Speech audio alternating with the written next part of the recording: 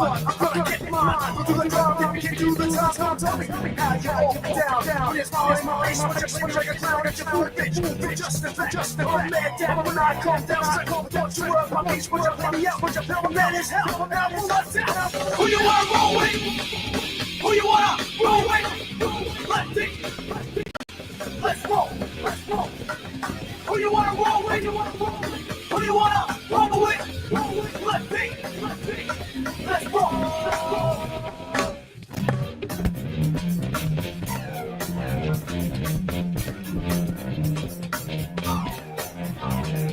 Back on the scene, it's time to get me. Never leave me. When I'm on the machine, when I'm leading my shit, they stay, they swing, they switch. Good as any day. You're sweating, this less resistance. Range your less like danger. Promises, all the time. Don't trust the line. Time to know it's wrong. Who you wanna roll with? Who you wanna roll with? Let's think. Let's roll. Let's roll. Who you wanna roll with? Who you wanna roll with? Let's think. Let's roll.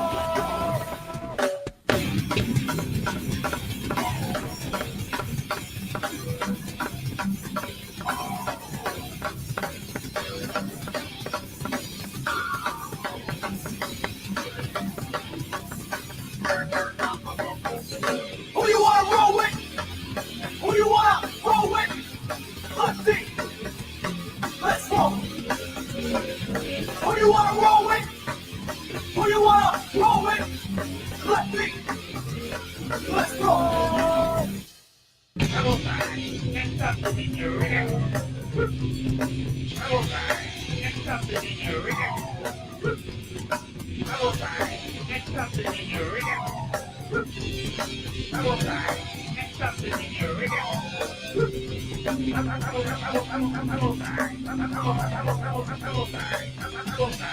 Next up is in your rear. Who you wanna roll with? Who you wanna roll with? Let's think. Let's roll. Who you wanna roll with? Who you wanna roll with? Let's think. Let's roll. Who you wanna roll with? Who you wanna roll with? Who you wanna roll with? Who you wanna roll with? Who you wanna roll with? Who you wanna roll with? Who you wanna roll with? Who you wanna roll with? Who you wanna roll with? Who you wanna roll with? Who you wanna roll with? Who you wanna roll with? Who you wanna roll with? Who you wanna roll with? Who you wanna roll with? Right on. There we go. It's Thursday. The stereo's still on. Now it's off. There we go. So proud of you. Thank you. Now you're too Oh, loud. I got it working. I'm Yeah, too loud. you- I got my.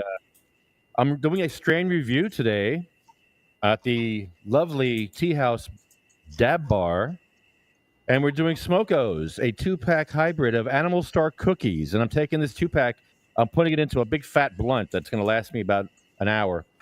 Now, And- is that... Wait, what brand is that? Smokos. Smokos. Nice. They sound solid. Yes, they have a lot Tell of me more about cannabis- Smokos. How much for a 2-pack? Good question. I have to call. I should give them a call. Did you not buy it there at your spot? This was a trade sample given to me for a strain review. So if I paid for all my strain reviews, I think I'd be broke. That's fair. Hey, Jim's here. Hey, Jim. How you Jim. doing? And South Jersey News.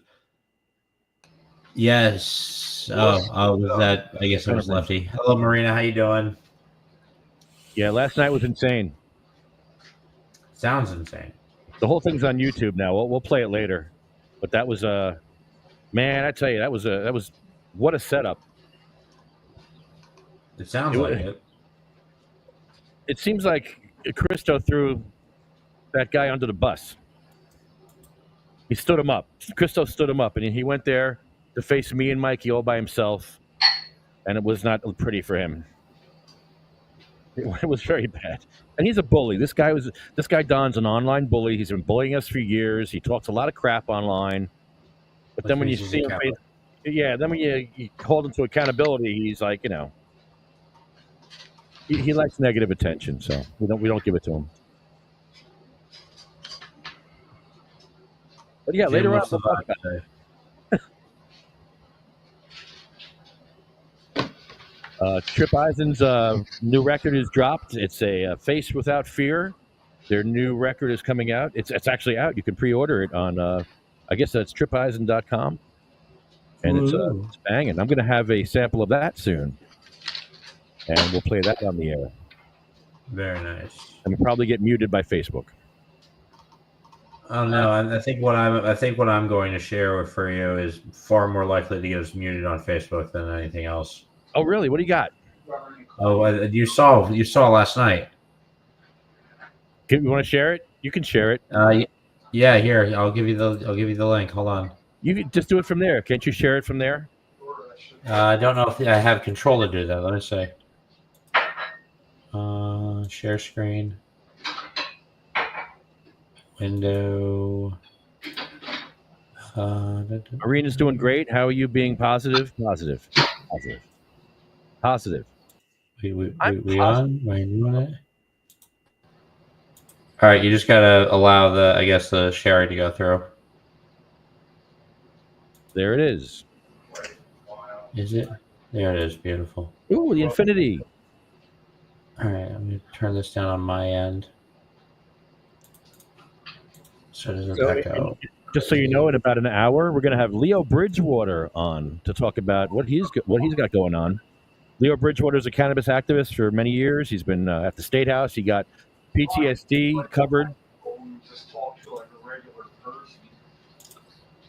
All right, here we go.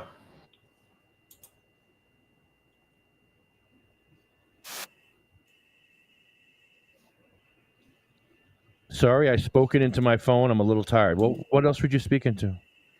Isn't that what you're supposed to speak into, Marina? Uh-oh, look at this.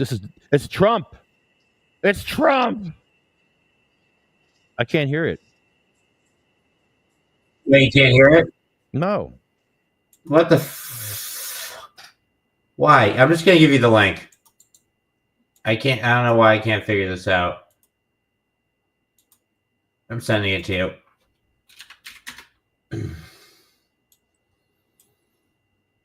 How are you sending it? Instagram. No, don't send it Instagram. Send it to, well, all right, fine. I'll Yeah. it. It's the most reasonable way to go about it.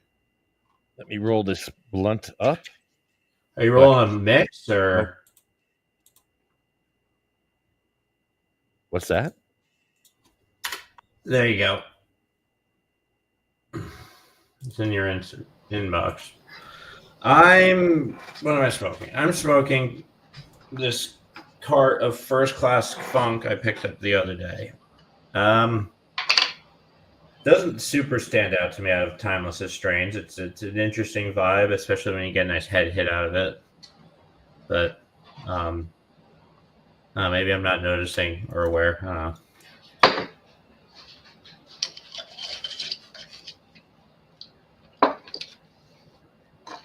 Okay, I think I have the link here. Do it. Let's see what we got here. Present. Link. Share screen. Trump.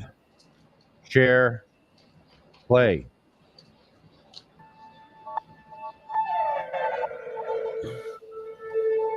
Grab him. Trumpy Boy 2.0. My baby JD Vance, I love you. I am wonderful.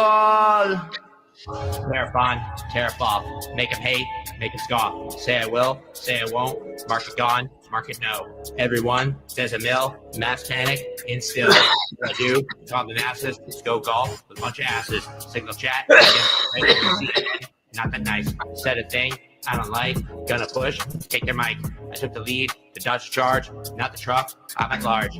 On the news, and in the press. Look So at me. Bucket I'm Man has like his a own dick, little makes me sick, podcast thing so he I'm does. forced to go grab it and make it mine. So The law, all of playing you, a clip, drop the but jaws. it's like him with a fucking Trump thing. I on know his face words. guard, you know? I know all the And words. he's mimicking, he's making Here's some fun of words for Trump, all of but you. it doesn't have anything So hear to do them with well. cannabis. So it's becoming partisan tariffs for coming no reason hard. at all. I don't get I'm it. I don't like fucking me. get it. Jim, I believe there's a point at the beginning of every podcast that we do where we promote Or a things that weed. we're doing. It's where we try to An orange talk about what weed. we've heard. Yeah, I was So, just I- describing if this we to have Do you have somebody any else. idea how angry a man gets when his dick don't work? I like that. I'm just No, I just this is question if it- becoming an if issue it because makes there's if it plenty makes of points where we talk and promote stuff that we're doing throughout this podcast, and then we get back to talking about cannabis. Listen, But- I know Yeah, that. Listen, that's- okay. First of all, don't explain to me what the podcast is about. I'm fucking out of here. Okay, that's out of line. I mean, I've been part of a podcast for 11 years. I'm the reason podcasts all I'm telling you my started. impression that I Listen, saw from first it. of all, this didn't move. Let you talk. It's partisan, and it's hard to have a podcast. Even there's just a whole nother. If it had something to do with cannabis, let's get partisan. If it doesn't have to do with cannabis,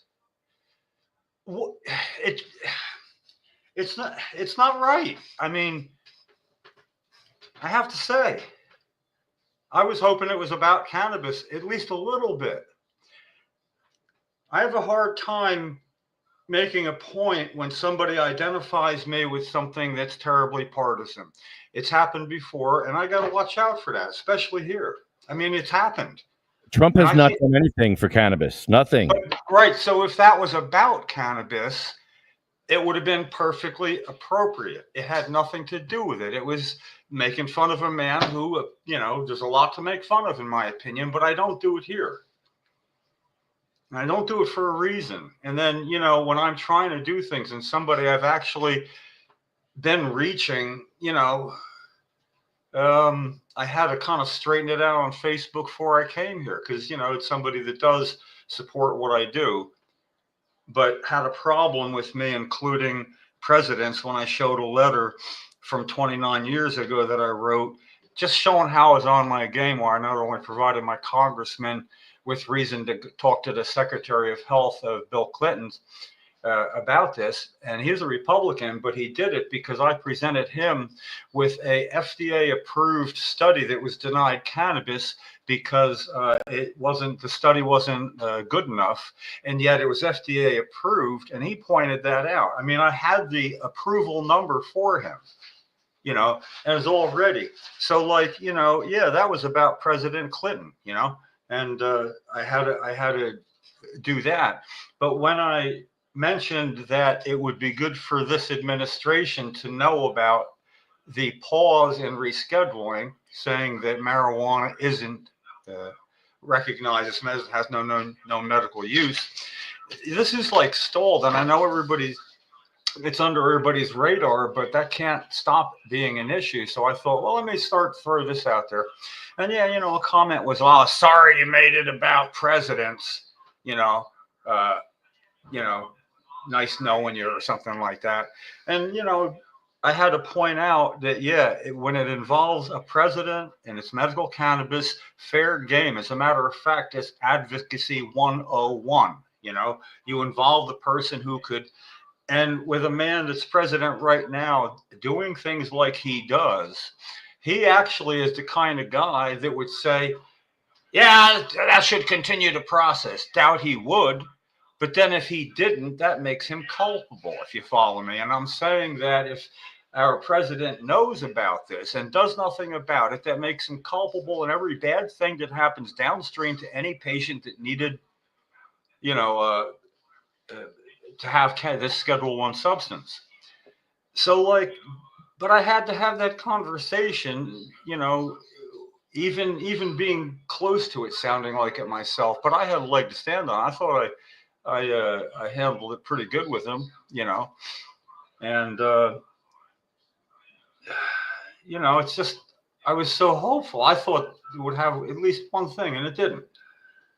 So, if I can't speak up freely, then, honestly, I do got to wonder what I'm doing on a podcast if I can't speak up freely. What should I do? Should I just mute my mic and walk away for a second to not be there? I mean, how would I handle that? You handled it perfectly. Bucket Man needs to come back because you handled it perfectly. Let's bring it back. Let's reel it back in because you're right. Well, I do when I'm allowed to reel it back in, but sometimes you have to treat things delicately more so, and that's kind of not what I'm here for. I don't think anybody is. That's not what we do. No, and it also shows that I'm not a bobbing head doll, and I know we don't then making jokes about it. I'm glad it's not happening now, but that's the way a conversation could end up going. And I'm not a bobbing head doll. I think that's what people probably appreciate, that you and I can disagree, and you and I can. We don't almost ever, but what we do, we show people how it's done. So that has value.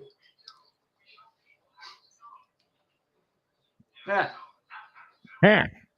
Thank you, South Jersey News. This is our Tiki Bar to Tiki Dab Bar here in Avenel. It's probably the coolest one. I like it a lot too. I really do. I'm smoking something from the dispensary. This is called Smokos. It's called Animal Star Cookies. It's grown indoors and it's inhalable. It says inhalable here, and it's 26% 28% THC.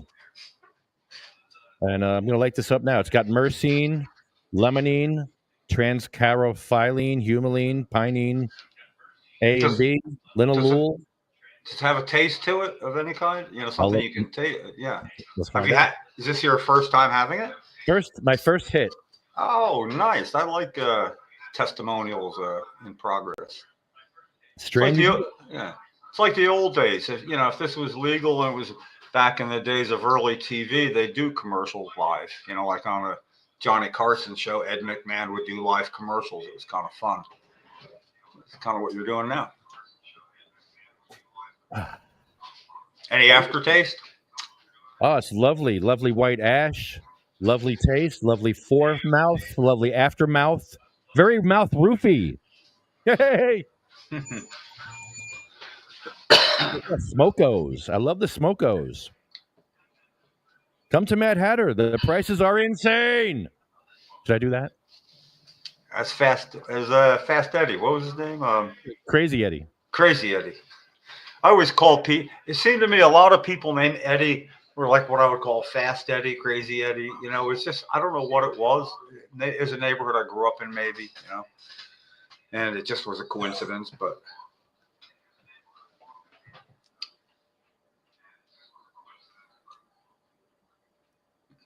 Yes, I enjoy this very much. I put it in a blunt paper because I enjoy the natural wraps of a tobacco leaf. I know people that purists are going to yell at me about that because you're supposed to not do that, but this is my dab bar. I'll do what I want. Yeah, it's legal. I mean, it's legal statutorily speaking. I like to remember, and like 5 years ago, you'd be doing the same thing, but it wouldn't be legal. And I firmly believe it's more fun. I used to wonder, well, when the legality's gone, is it going to be as much fun? Is there something about it being illegal makes the little outlaw and people feel even better? And I found no, I like it a whole lot more not feeling that way. I like not looking in my rear view when I'm not smoking and I have less than 6 ounces with me. Which is a lot. Rarely do I have more than 6 ounces on me. In fact, never. Can't afford it. Yeah, really. Well, when it was illegal, that was automatic intent to distribute. So I guess, yeah, when you think about it, shouldn't 6 ounces legal sort of be an admission that, yeah, we put the distribution thing at whatever it was, and it was informal, there was no statute saying this is when it kicks in. But apparently, if they want to sell you as much as 6 ounces, they have to let you have it. That's the whole key there, The more they let you have, the more they can sell. They're not helping by saying 6. Seems like a fair enough amount, I suppose. I don't know. I don't care.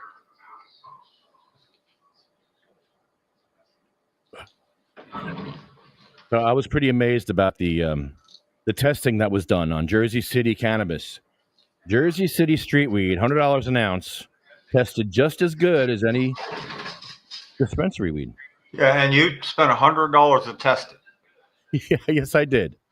Was that Yes, I not, did. was that not funny on the podcast on Monday night, the other podcast, when it seemed like somebody was taking issue with you about you having tested something that tested, well, better than New Jersey fared with their testing.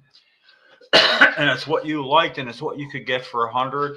And I wasn't real keen on it being, pointed out that, well, you just paid 200 for it. And I saw the confusion in your bloodshot eyes. Well, actually, you're almost in your almost closed eyes. It's sort of like you were like the picture of a person who was, imbibing. And I noticed right away. Well, when you said no, I paid 100, and that's when I found the opportunity to liken it to $100 tariff that you paid, and it was still a good deal. You doubled your own price to help prove something that will help everybody that's making home grow for patients as legitimate of an argument as they can. You did that by that. I mean, that's the whole inference, is perhaps patients could do better than dispensaries. I don't want to trash dispensaries. I want them to just do better. I want them to do better. It's first of all, it's good to know that, because if they didn't know that, they couldn't fix it. So that was also discussed on other podcast on Tuesday, that they're working to address it. And I am of a mind, rather than intuitively say, you're working to address it. No, just, you know what? Got to give them time to address it, see how it goes. I mean, because I want to support them too, because that is the legal pathway for people who don't want to break the law or can afford not to break the law. Or even if they can't, they don't want to break it. And I understand that. I would never tell anybody smoke it anyway. I'd feel horrible if they got in trouble or lost a job or something. Weedman's been saying that for years. Yeah. Oh, yeah. And you know what? For people who can, okay. But I don't like the oversimplification with people in totally different life setting than they have, especially if they're ill in some way and their life depends on other people like caregivers and whatnot.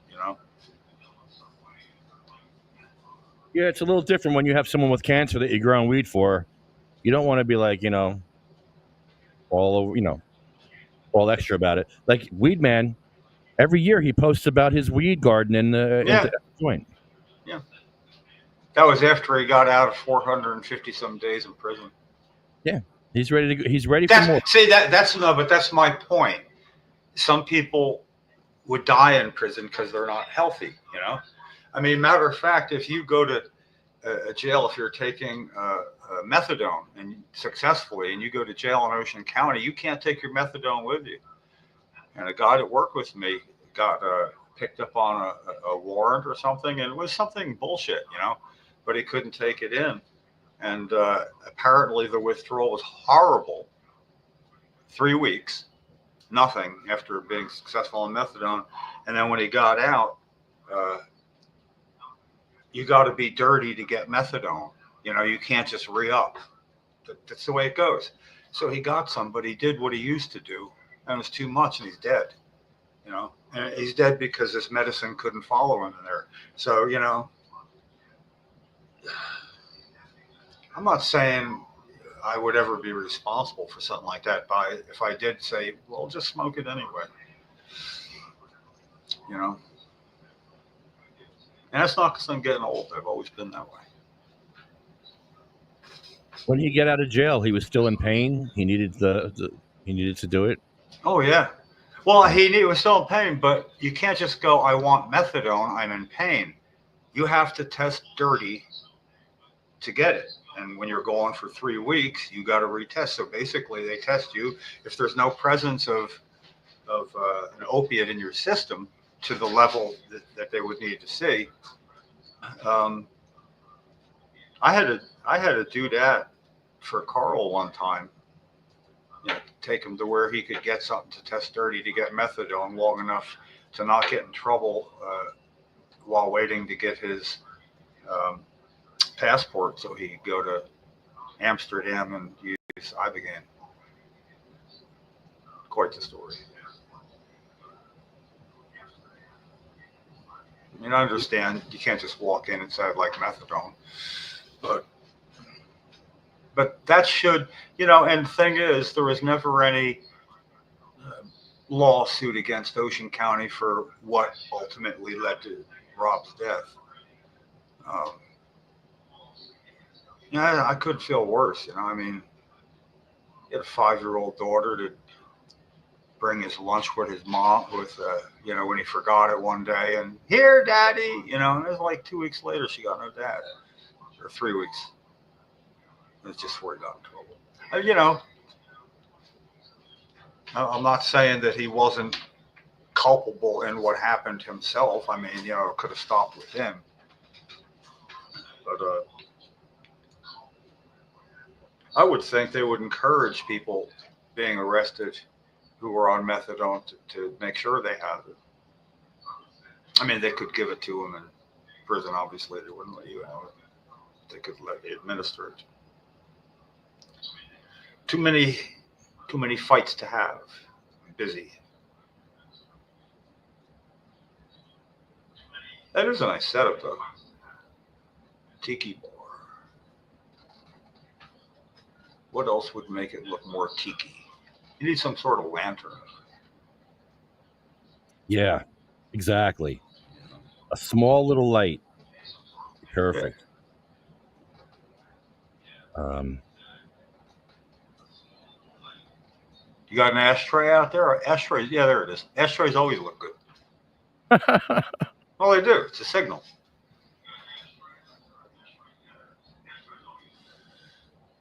That's what I love about UFCW 360 in Berlin. Ashtrays. Take your tobacco outside. The ashtrays are not for that.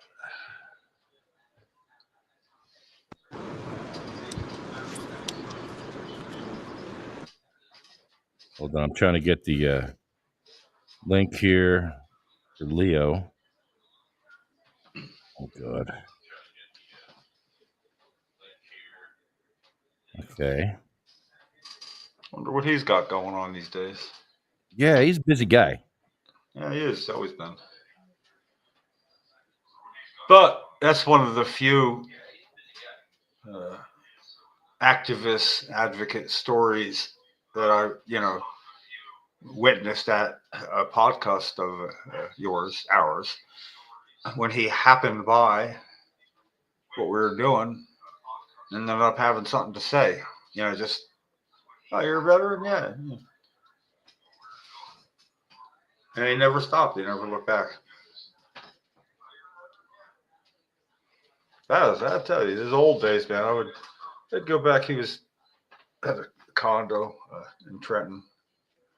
And you'd go back and have a little smoke afterwards in the garage area. And laugh, I mean, that was back, I don't know, different then. We were excited to be getting some shit done. Yeah, well. And tick, tick, tick, the session rolls on.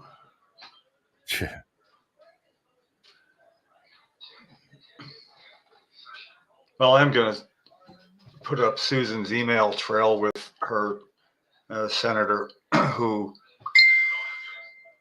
called her after her last letter, said, I have to record, give you your permission to record if you want to talk on a phone or at a Zoom meeting or a podcast, anything. And she informed him of that. And then the office called. It's like right there in the last thing she sent. So she did do the right thing, and she was on her way out, but explained. I don't know. It's going to be fun though, holding somebody responsible publicly with putting the email trail up that shows pretty much how she got treated all by itself. But I'm going to editorialize in between, link these babies together for the initial one. Basically got to hold him up publicly on the website for here's the emails. Yeah, she's allowed to publish them. He's not allowed to say boo about it. It's a one-way street when it comes to confidentiality. I've always said some things are in our favor on the playing field, and we got to get good at that. But when confidentiality only works one way, you get to squeeze a little, and she's about to. She ended up back on opiates because of being ghosted during discussions with them almost 2 years ago. And it's all pretty clear, and it all tells a nice story. It's just not a bunch of random letters. She was one of the few people that would be good about adding a little bit, but send everything I asked her to send. And it's going to tell an interesting story, and then people get to say, oh, look how that works out, an email trail. And then other legislators can say, listen, before you ignore me anymore, I want to be fair about this. This is going up on LetPatientsGrowNJ.com. You might want to get in touch with Senator Moriarty or take a look at his email trail. It's horrible. Yours is heading that way. See, does that stimulate transparency? Does it or not? If it does, I was right all along. If it doesn't, I've been wrong a lot too. So, got to take a shot though. Unless we want to talk about something other than medical cannabis. I'm open. As long as it's not partisan. Well, I'm going to play the video from last night. I could find. Last night was. We went to. There's a long backstory to this. Well, if you're going to put it up soon, why don't you do this backstory now? It's and lead right into it. All right. Well, there's some stuff going on in Englishtown. The mayor appointed an ex-mobster named John Alight. So they have it's controversial because he was a hitman. He murdered people. He was in jail, but now he's out, and they made him a councilman. So Christo had a problem with it. So Christo was going to go there and unload on my friend, Mayor Francisco, and Councilman Alight for no other reason, just to get clicks on his YouTube channel. There was no agenda. There was no reason for it. He went there. They actually owed him a favor, but he wants to go burn bridges because he likes to burn bridges with people. He did this with me a few months ago, and I still went and helped him last month. Got him out of a lot of trouble as a witness. Got him out of trouble. Didn't get a thank you. Not that I expected a thank you, but okay. He just went on to the next thing. Let's use somebody else for something now. So last night he was supposed to go, and me and Mikey are in the truck waiting for Christo to come with this guy Don, this other guy that nobody likes either. So you were on your way there because Christo was going to go there, and you were going to be there as well. Yes, I was not going to let Christo attack the mayor without me attacking. I was going to take all the attention off the mayor and put it on me. You want your video? You want your reaction video? You're going to get it from me, not from the mayor, not from John. You're going to get it from me. That was my agenda. So Don went there. Don Alderman went there to go start crap. Now he's a big bully. Oh, he's you know how I feel about him. So it was great to see him in person because I let him have a piece of my mind. But so what happened was Christo was supposed to go with him, but Christo stood him up and threw him under the. He threw Don under the. Christo's smart in a lot of ways. Christo's smart. He saw that me and Mikey were going to go. He wanted no part of that, so he sent Don go in his place to take the verbal beating. And that was, and then what was the intention? I mean, I know you're going to play it, but then the intention would have been that to see that this man's past caught up to him, even though he'd done what he was supposed to do to get back to, I mean, I can see things both ways a lot, and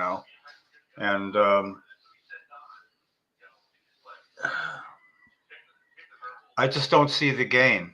Like what you're saying. I mean, does that help? Does that move the goal, the chains anywhere? Does that help anything? I don't mean just even cannabis related. Does it help anything? Is there a positive thing other than more clicks? It just there's no agenda. There's nothing. Just weird. It's kind of a familiar parallel path for me. When things like that happen, they're easy to recognize. Hey guys, Benny, it's up on top. Look at that, we got a twofer here. Yeah, right, twofer. All right, fill me in. What part are we at? What are we talking about? We're talking about Cristo last night. Where are we at? Yeah, let's talk about Cristo last night. What happened?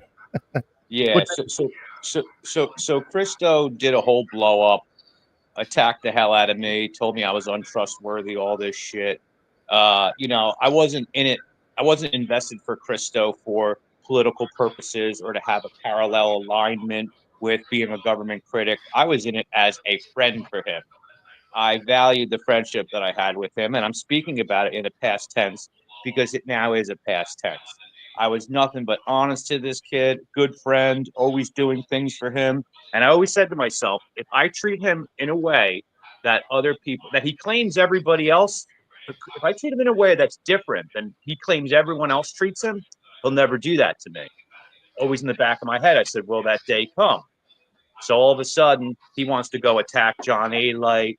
He wants to make videos. He wants clicks and views. Because at this point, I will speak honestly about Cristo. He's in it for the entertainment value. He doesn't care about he doesn't care about the body of work. I believe what he's doing is destroying his prior body of work, all the stuff he's done in Edison. It all falls to the wayside and has a depth of meaninglessness now because all he's after is content. Before we came to Edison, he was getting thrown at a meeting after meeting after meeting after meeting. We showed up, helped them out, story went national, they rescinded the ban. Cristo had a VASPA order. Me and Lefty went and testified in court. I was able to help him out, so he didn't get convicted and barred from his meetings. The second that I didn't want to do his go embarrass John A-Light, go embarrass the mayor plan, then all of a sudden I became an enemy. All of a sudden. So everything that I had worked for with my friendship with him, it just disintegrated all like that. He attacked everybody. He started blocking everybody, and it's a shame. It's a shame because I get what he's in it for. He's in it for attention and he wants to be the victim. And in the process, every time he's won, he's been a sore winner. If you can even imagine that concept. He was a sore winner. He beat the VASPA order. What did he do? He started attacking the council president, saying, "Oh, you shared information," and then he started making posts about if you're part of her clientele and her private practice, you need to cease any things with her or whatever. I mean, this is someone who is pinning himself against the world and will run with any narrative where somebody's after something or out to get something. So it is what it is. I'll move on from here. But part of me wishes I never helped him in the way that I did. I had a great presentation for Edison coming up, but I'm not going to be going to Edison. I think I'm still gonna go. Mikey, if you still want to go, I don't think we're finished, but that's up to you. Shit, I just got a phone call. I gotta log out and log back on now because the audio is fucked up. All right. Okay. Yeah, that's what StreamYard does sometimes.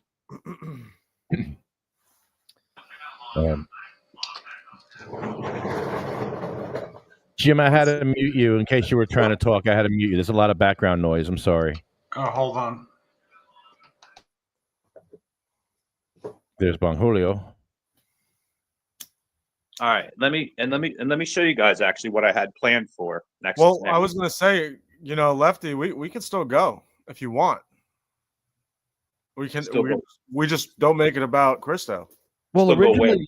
originally I went for Christo, but I mean now it's for disability stuff I want to go for. I mean, Right? Like we got our own thing, Mikey. No, I'm not going Edison anymore. Nope. It is what it is. Nope. Nope. No, I'm going to Summit next week. Well, I wanted They to do that with you. introduced an ordinance where they're going to fine homeless people up to $2,000, 90 days in jail, and any town that's willing to criminalize homelessness, that's worth my energy. All he cares about is being the center of attention, and he doesn't care if there's negativity involved. So he has to accept what he's done. Well, I told you I'd go with you to that, right? Yeah. It's April 22nd, 7:30. It's a Tuesday. I'm ready. Word. Yeah, because it's messed up because Morristown had a similar ordinance that they had introduced, but they got a lot of backlash from the community. And then they used Morristown actually used the model of Summit, and they decreased their homelessness. They had good outcomes. So now Summit is going to try to do what Morristown did. And Lefty, the borough attorney in Summit, is the same borough attorney from Madison. No. That guy. So I'm going. What? Same guy. He's the guy who cut off Jessica for saying, I wanted a moment of silence during her speaking time. And he wouldn't allow her to do the moment of silence. He wanted name and address. That was the meeting where I said to myself, I will never give my name and address. And that was January 23rd of 2023. Since that day, I refuse to give my name. I refuse to give my address. And this just happens to be the same borough attorney. So it's all full circle for me, baby. Wow. El Rampador's going to that one. He remembers El That's Rampador. what I'm saying. And he knows us. He knows us. And I'm sure he knows what we have done since that time. Yeah, this is like one full circle. You're in for more if you haven't had any full circles yet. I like when you have so much in the tubes, that you get to that light at the end of the tunnel sometimes, and it's all pretty interesting to me, watching it unfold. Jim, did you see the video with Lefty last night and Mikey? Not yet. I think he was going to show it. Yeah. You're in for a treat. Are you going to show it? This is crazy. All right, let's start with the council meeting speeches. We'll start there. Let's start there. This is just stop me if I need to stop. But hold on. All right, here we go. I'm going to get some popcorn.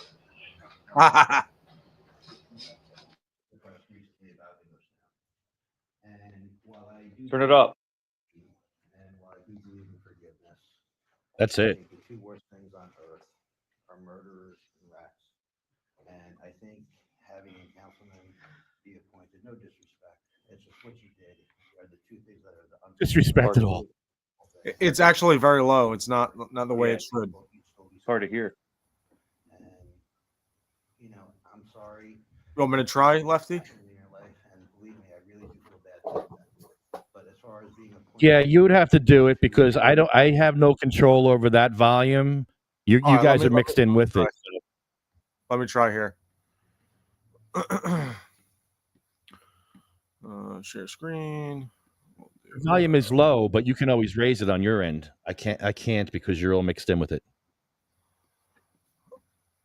Here we go. I like the way you use technical talk, like it's all pretty mixed in with it. Yeah. See, I can understand that. Here's the first one. Okay. Can you guys hear that? in the press recently about English now. Can you hear that or no? Still low. Still low? Still low. I don't hear it now at all. Yeah. No, yeah, it's a little better. I hear it. I hear it. Let's make it full screen. It's just what you did. Yeah, full screen. The most unforgivable things. If you didn't roll over, That's better. People, Yeah, it's better. And you know, I'm sorry about other things that happened in your life, and believe me, I really do feel bad about that. But as far as being appointed to any sort of governing body, it's a slap in the face to the families of the people that were murdered. All right, it wasn't an accident. It wasn't a DUI. It wasn't, you know, you had some shoddy construction that you did, and you know, a deck collapse or anything like that. There was nothing accidental about what you did. You purposely killed people. Can I just say I'm very embarrassed he's trying to look like me? He used to have blonde short hair. He got hair extensions. Really not well. He got hair extensions, and he dyed his hair, and he looks like me, but like a Temu version of me. Yeah. Yeah, and this is the same guy that Crystal told me yesterday that this guy has integrity and courage that's unmatched to me. This guy. Are you talking about Don? Yeah, because it's the only dude who'll give him a Oh man, you know what? The one good thing about Facebook is you can go back and see shit he was involved with on Facebook, and just like, you know, it makes you want to step back. I had to like really get stern with him at a podcast. He came to mess with a podcast we were doing way long ago. I took him aside and explained how it's going to go. I mean, it's not physical. I said, but I'm going to mentally abuse you publicly. And Well, then you're in for a real treat. Yeah. Yeah, you are. You are. Have you know that? I came out from my meeting, so I can't. He is allowed to comment. Let him have his time. Like Sonny said in the movie, there's just nothing worse than a rape. And then the egg burger on top of it. You know, I'm sorry that this is upsetting to the residents, but, you know, if this man had sitting here and it was the tides were turned, and he was a drug dealer who had flooded the community with heroin, pills, and fentanyl, this conversation would not be having. All right. I do question the ethics of empowering such a person. I don't know enough about this town to sit there and say, okay, it's a scam or it's a scheme or anything like that. I'm not going to accuse anybody because, again, I just don't know enough. But I don't know enough, but I'm going to speak my mind anyway. Question the judgment of a governing body who allows a murderer and a rat to be empowered. Repeating yourself now. Have a great night, everybody. With you too, and leave. Would anybody else like to comment? Yes, my name is Edward Lefty Grimes. I'm with SativaCross.org. We're a 501c3 here in New Jersey, fighting for disability rights and cannabis patients' rights. Here comes the train. Can I have my phone back, please? That guy that just spoke is a failed activist in New Jersey. We have nothing to do with him. There's a reason why nobody has anything to deal with that guy. He's a complete idiot. I support you. I believe God has given you a second chance in life. I believe in redemption. I believe in second chances. Church is not a museum for saints. It's a hospital for sinners. Pastor Tim from Liquid told me that, and that stuck with me. That's really good because God's given you a second chance, and I believe you're on a mission from God. I believe you are, and I don't think you're going to take it lightly. The mayor has a great made a great choice for you. I believe in you. I think you're going to be better than most of the politicians in New Jersey. Believe me. Vinny, hold on. Can you imagine? Vinny, hold on. I'm very sorry to hear about your daughter. I am a medical cannabis patient. Can you imagine sitting in jail, facing life in prison, okay, and just praying to God, saying, God, if you get me out of this, I'll be good. I'll you know, and we love stories like this. Americans love these redemption stories. We just do. You know, and I love that story regardless of my feelings on whether that was actual cause and effect or not. I love it when that happens because it gives everybody hope too. Yeah, you know what I'm saying? I'm not going to church with you, but I feel like I already understand all that inanely, and it's really awesome that would happen. I'm interested to see how it is he didn't stay in prison. I mean, at one point, but look at Randy Lanier. Randy Lanier was facing life in prison for cannabis. Remember, life in prison, and instead of it beating him, He went in there and he started helping people. He just went in there and started helping other people, and that's how he spent his time. And he spent how many years in jail? Many years.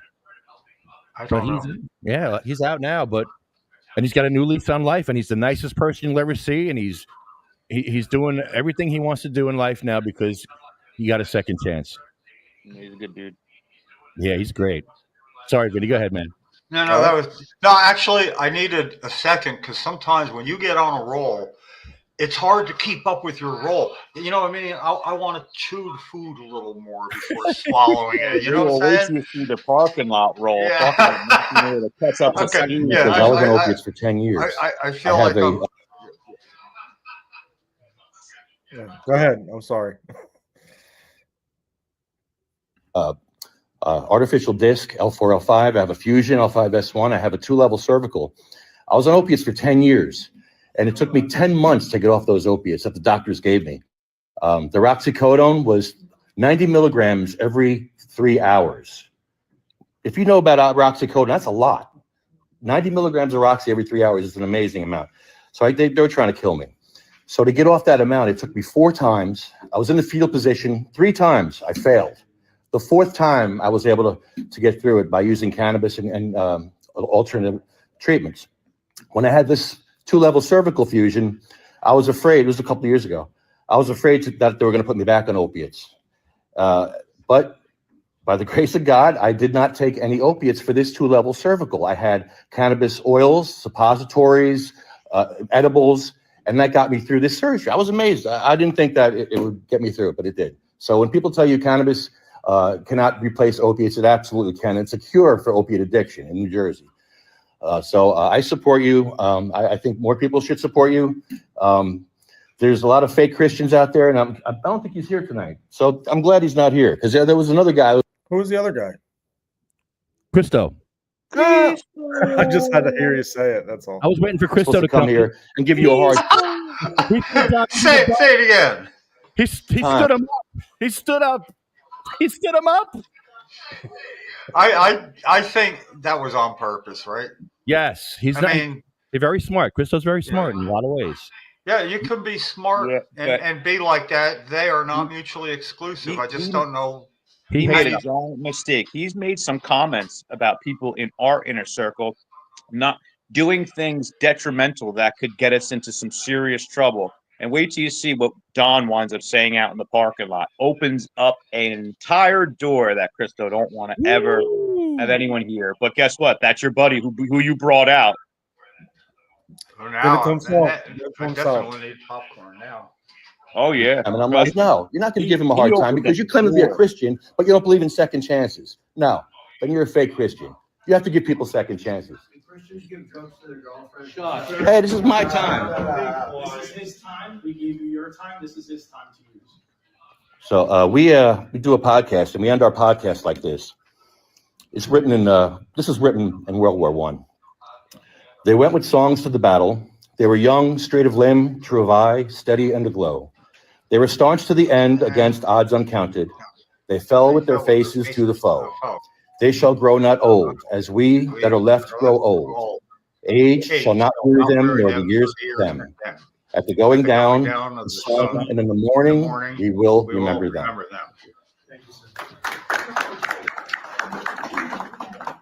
Whose mic is echoing? Do we know? No, that was Jim just mimicking it.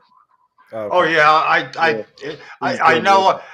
That's a gray area. Like I'm not supposed to speak while somebody's speaking, but if I can say the same words in close enough harmony, yeah, you know, if I you can't see my lips move if I do. I thought it was an echo at first, but then I said, "Oh shit." Sorry about that. Yeah, I don't get my name. And I know English down. I just came from work. That's why I look like trash. Anonymous communications. It's under the First Amendment. So I don't get my name. I don't get my address. It makes you under a radar, by the way. I do a lot of activists. And to second what this gentleman said, that's a failed activist. He started in September. He's already been arrested a couple times. And one of the things I say is in this country, you're only as free as knowing what your limitations of what you can and can't do. When you do this kind of activism work, you have to know what you can and can't do.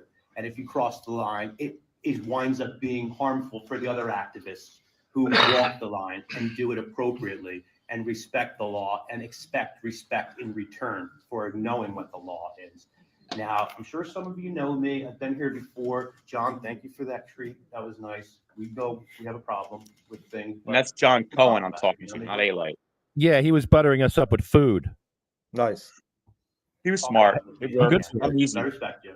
I have a huge problem with the security detector. Normally, I give towns hell for that because it's intolerable to surrender a constitutional right to assert another one. Simmons versus United States says exactly that. It's intolerable. As I come here to express my First Amendment, I don't want to violate my own Fourth Amendment right by going through that. But I'm not going to give this town hell for that because considering the backlash that apparently is here, I'm not going to worry about that here because it's more.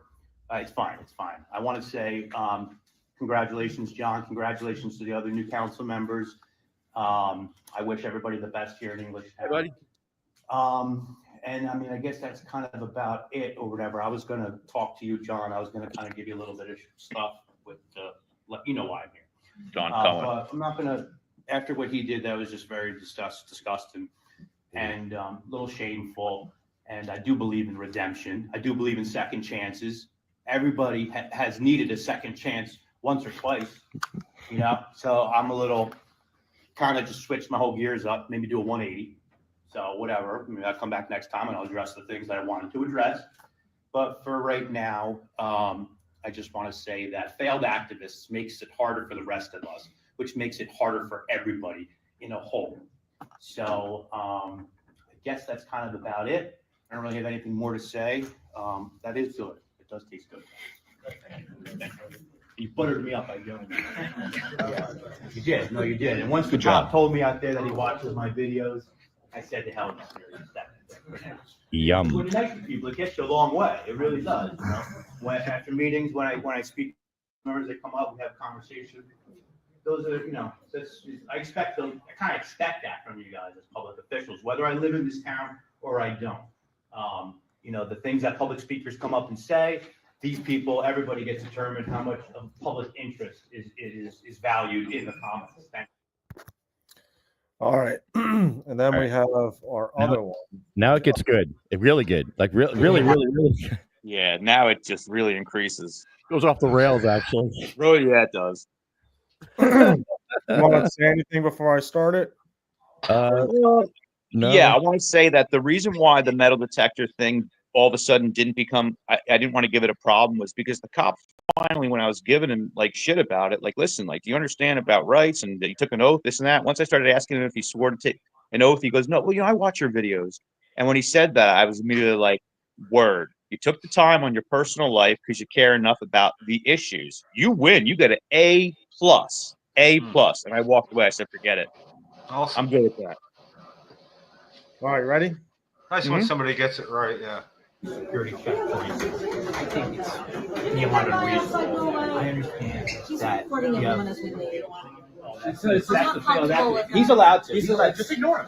Yeah, just ignore him. Yeah, just ignore him. I'm recording too, but I'll record him if it makes you feel better. I can record him. Why don't you take a dual camera and Yeah, check out your camera, record him, and we'll do. We'll have a record party. Yeah, that's true. That's true. You could do that, but you know, he wants to react. Yeah, he wants you to react. That's what gives him the content. Yeah. Then he goes and he posts. Don't give him any content. Don't give it to him. So when you don't give this guy content, you walk away a winner every time. Yeah. Oh my God. He is. Yeah. They always do that. I always. All right, let's go do it. Let's go do it. Yeah. That's it.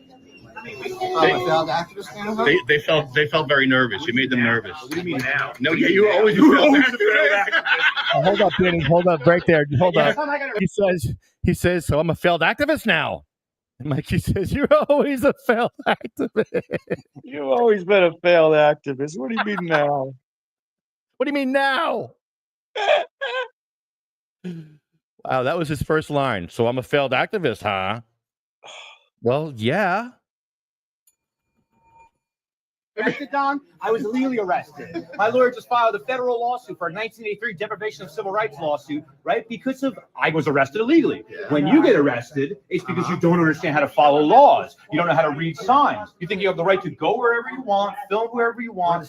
There's a reason why you started in September, because you don't know what you're doing.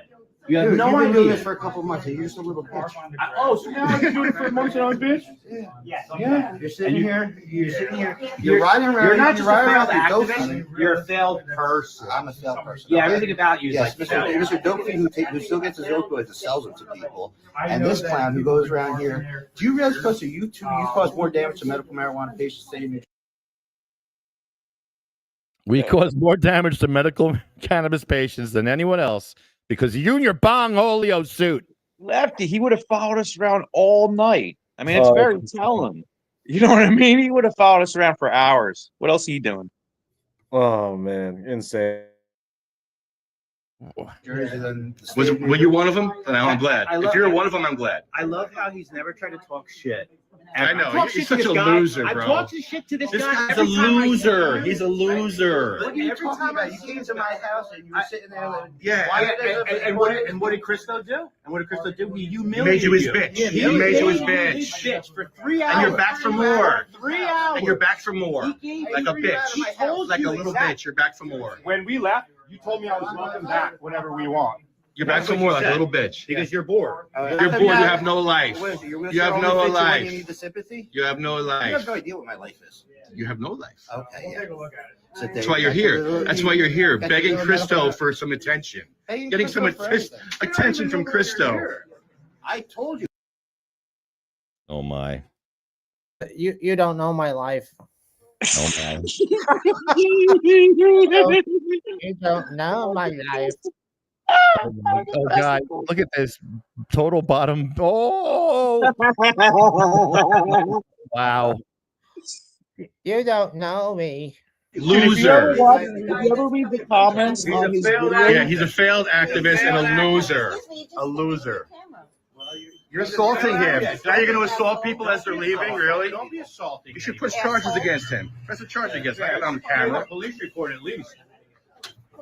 Good luck with that. All right, everyone have a great night. How little we know, how little we change. Have a great night, guys. Have a good night, brother. This from a scumbag who sits there in front of the State House ruining people's lives, sitting there thinking that he's doing something as an activist. All right. When you do your First I'll tell Amendment you what. organ, What has he done as an activist? nothing. He's got arrested. He's shown up and pissed people off when he does. You I know? promise you, he I'm posted a loving this. video. He posted a video that was a learning experience for him. I bet you Somebody he with won't post any this. sense of integrity would never post it. But he went into a hospital, filmed Oh. patients, Oh wow! violating HIPAA, and having no idea he was not allowed to film people in a hospital. The end of the video ends up with him learning, And hold but then on, he guys. posted it anyway. Hold on, guys. Our guest even is know- here. Let's put this on pause for a couple minutes because Yep. Leo's here. Leo Bridgewater's here, and I want to say hi to Leo because I haven't talked to you in quite a while, bro. Probably quite a few months. What's going on, Leo? Can you hear me? Yeah. Make Don go away. Yeah, let's put Don away. Hold on. Let's put him back in the box. Back in the box.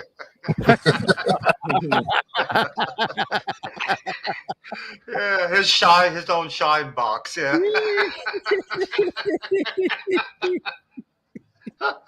Get your shine box and go home. Sometimes What's happening, fellas? How y'all doing? What's up, Leo? Jim, man, what's going on, man?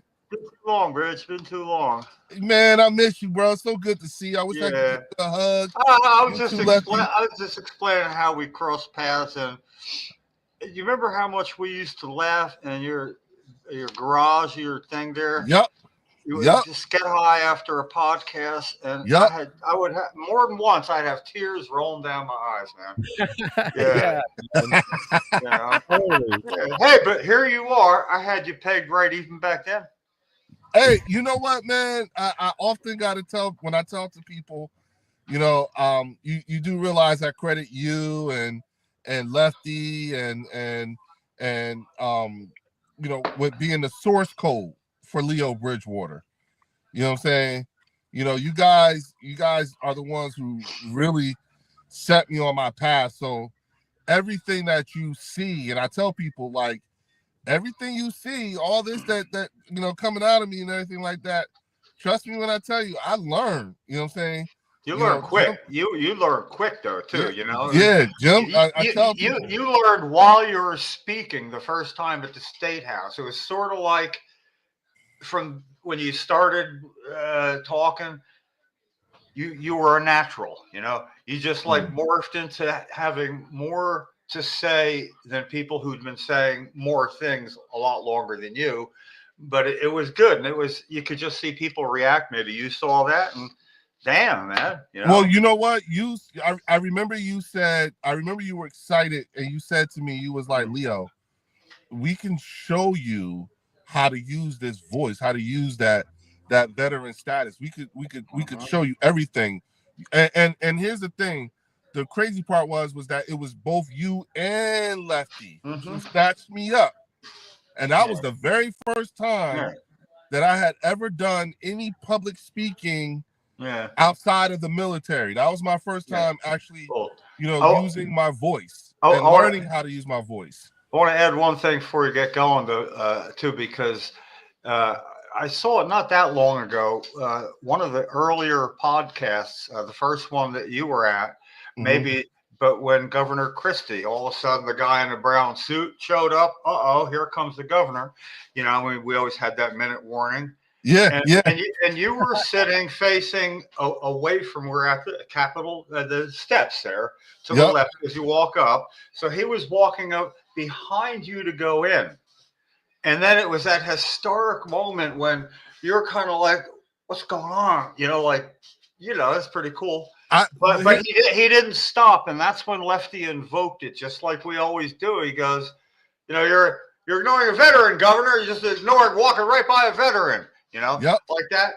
And then the only debate to that situation is, I think that was when Lefty, as the governor wasn't in or out of the State House, right as he was crossing the threshold of being inside, said, "Don't be a pussy, Governor." You know, well, no, you didn't call him one. You said, "Don't be one." You didn't call him one. I remember I remember saying to him, the first 5 words that should come out of your mouth should be "Thank you for your service," because I did something for you and your kids that you wouldn't do. And I remember you were standing when he walked away. He shook my hand and he said, "You're right. Thank you for your service." He shook my hand, and I was dying because I looked to my right, and Jim, guys, look, Jim Miller said. Jim Miller, and I was in my mode too, because I was mad. And Jim Miller said, "You just bitch slapped the governor of New Jersey." You did. Yeah. Because what I thought was I had seen Governor Christie on TV, and every time I saw him on TV, I think he did a 60-minute expose. And every time I saw him, he was putting his finger in people's faces. I think because he was like, he was talking shit to the teachers union and all this other stuff, and he was like, and everything I saw, he had a habit of doing this. So I thought he was about to put his finger in my face and do that shit, you know what I'm saying? And so that's why I snapped like I did. I wasn't trying to well placed him or embarrass him or anything like that. None of that.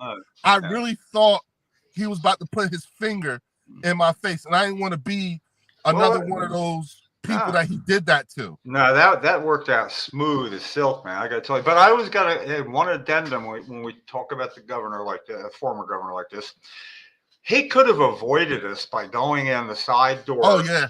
No. And anytime he wanted, he never avoided coming by us. And after the first time he got told not to be a pussy walking by you, you know, it's like you reel him back in. You know, it wasn't a burned bridge doing that. It was I have serving notice. I like on the real, you know what I'm saying? As much hell as I got to give him, I also got to give him his flowers too. Whenever he's done something good, you know what I'm saying? Like when he cleaned up that bill that allowed for kids to be able to get their cannabis while they're at school if they're enrolled in the medical marijuana program and stuff like that. We pressured him for 127 days on Yep. that one, though. Yep. And it's funny because most people I always say, I always look at like you guys remember, if you guys remember, I was brand new married when we went through that. And Lefty, remember my wife was pregnant. Remember that? Like, yeah, I remember that. Like I always think about that. I'm like, damn, like I went through an entire pregnancy with these cats. You know what I'm saying? And now, I'm actually sitting in the car and I am sitting outside that baby's dojo right now because he's inside taking karate. Ah, wow. Yeah. And I'm like, I wish you guys could lay eyes on him to see how big this boy has gotten. You know what I'm saying? But I remember that. Yeah, but this is our Lefty, Jim, we had a whole baby together, y'all. Yeah, it's kind of like that. Yeah, I feel like I want to see how he's growing up and what's going on. And this has happened with other people. I remember with Diane Fordbacher, it was fun watching her and her kids back in the day. And but the thing is I haven't talked to you for a while, and then I'm thinking even last few times that we did get a chance to talk, it wasn't that long. There's other things going on. Yep. So what the hell is going on with you now? What's new? What do you got for us, dude? Oh man, so few things are happening, so from a advocacy standpoint, we got the fight again. We got to pick this back up again now. Mm-hmm. It's crucial conflict now because you see the governor, I'm disappointed. The governor wants to raise the tax from $2.50 to $15. That's what he's proposing. And then you got Senator Scutari who wants to introduce a bill that will make it illegal to sell unlicensed cannabis, but also make it illegal to purchase unlicensed cannabis. And the fine will be $1,000 fine and 6 months in jail. So you're basically wanting to recriminalize this again, and you're setting us up so that you can send people back to the legacy market by raising the increase on the tax. While not allowing home grow. Right. Yeah, there's no home grow. I mean, I often have to tell people because Jim, Lefty, there's this new generation of cannabis entrepreneur now. And sometimes I feel like they're not built like we were. You know what I'm saying? Sometimes they're not built. They're not built for the fight like we were. Because you have a lot of folks who are more concerned with the pomp and circumstance than they are about actually and getting the bag than they are actually about, hey, we need to have a fair and equitable market, and we built this shit up. I mean, damn, you know what I'm saying? But at the same time, let's keep it all the way a buck. We got the record expungements and all that other stuff, and we got people out of jail, but what about the patients? You know what I'm saying? Mm-hmm. What about the access to the medicine? It's not, it's trust me when I always say this, trust me when I tell you, it's not going to be the impact that y'all think it's going to be. How long did those expungements take though? I mean, those expungements took a long fucking time. Yeah, believe me, I was there. I know. You know what I'm saying? It's just, I'm at this point now where, when you look at, especially when you look at the current racial and political climate of this country, the current racial and political climate of the country, and all of this post-COVID, there's, I feel like there's this new call to try to recriminalize cannabis again. And the thing is, it's going to look different state by state. You know what I'm saying? And so, of course, you see what Senator Scutari wants to do here in New Jersey, but then you look in New York and Governor Hochul wants to Governor Hochul wants to reintroduce odor as probable cause. And then in Missouri, the state legislature introduced a bill's introduced into the state legislature that wants to make it so that if you're a medical cannabis patient and you reach your limit, your monthly allotment, it will be against the law for you to purchase on adult use side. And if you do, is this New York? This is Missouri. This is okay. Missouri. Good. I want to make sure. Yeah, and Okay. and if you purchase and they want to make the retailers, the dispensaries themselves, be the ones to actually be the snitches, the enforcers of that. And so this recriminalization of cannabis is, like I said, it's going to look different state to state, which makes me feel like if it wasn't for the fact that, from a business standpoint, What do you think? Because it's just occurring to me now with everything you said, and I love it when I feel like I'm learning something during a podcast. But it passed through my brain as I was exhaling that a lot of the recriminalization is designed to drive people through the doors that get money into their treasury. It's in Scutari's case. Well, you don't want to get it somewhere there if you're not getting it from us. I mean, it's all about, and that makes it more egregious to me. It's sort of like saying, as if they don't understand that for some people how important it is, especially a regular supply, and for them the choice of running out or extending it by getting it in a manner they're not supposed to, and then for doing that risking further sanctions. It literally takes my breath away. Jim, let me say this to you, because you know me, I'm not one to mince words.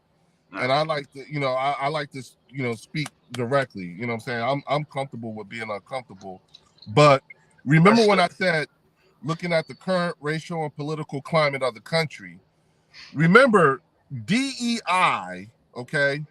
That was something that initially was marketed as something that only benefits Black people. You understand what I'm saying? And a lot of folks was voted for that. So there's a very serious mental health problem we have in this country, because what people were actually voting for was voting for suffering. You know what I'm saying? They were voting to see suffering. They were voting to see torment. You know what I'm saying? Like, if these policies are implemented, what it would do for a certain sector of the population, and you still went for it, not realizing that it was branded in such a way that it was like a trick. And so most people didn't realize that Black people are literally the last group of people to actually benefit from DEI. Now, there's such a buzzword today. When you say diversity, equity, and inclusion, when you say social equity, if you are still using those terms, you're outdated now, because that's not the terms anymore. The new term that has to be used is called inclusive economics. That's the word. That's the phrase that you have to use. And again, we are not thinking on a macro and microeconomics level. I have said for years, we keep asking a bunch of Flintstones to write rules to a Jetsons game, and they keep fucking it up. You know what I'm saying? And this is what I mean. If you look at the way this is all playing out, you got a lot of people who are saying, I didn't think that he was going to do such and such and such and such. He told you what he was going to do. We told you what he was going to do. And you still so again, now I always make sure, and I didn't preference it this time, but I'm going to tell everybody, remember, when you ask me what I think you do realize you're asking the black dude in this movie what he thinks. And normally, you know, Lefty, you know, we don't make it to the end of the movies a lot of times. So what the fuck you think I'm thinking? Shit, I'm trying to survive. You know what I'm saying? Yeah. That being said, you know what I'm saying? Yeah, don't shoot on black. I mean, all the T-shirts. Yeah, remember that? Yeah, that everybody had. And then Philippe went and put one on and said, don't shoot, I'm white. That's what it was. Yeah. So Philippe put on a "Don't shoot, I'm white" shirt, and I couldn't stop laughing. I mean, but you know what you're saying. I still wear my "Don't shoot, I'm a veteran" T-shirt. I still have it. Yeah. You know what I'm saying? Like, and a lot of people know me from that shirt too, as well. So Lefty, the job was, you know, job was done. Yeah, and just I don't even know if Vinny would know that was Lefty's thing. Don't shoot, I'm this. Don't shoot, I'm that. Don't shoot, I'm this. Yeah. Don't shoot, I'm a veteran. Yeah. You know what I'm saying? But then people started wearing them. You know, he did pretty good with that. You know. Yes, he did. Yes, he did. Now, again, you know, like there's all, you know, from and again, this is, you know, like what needs to happen now, because again, in New Jersey, we have to be mindful about where we are at this time in time. Yeah. And we are, I think, like what, 6 or 7 weeks from a primary. This is a gubernatorial race year. We're one of 2 states who's picking a new governor, us and Virginia, you know what I'm saying? Mm-hmm.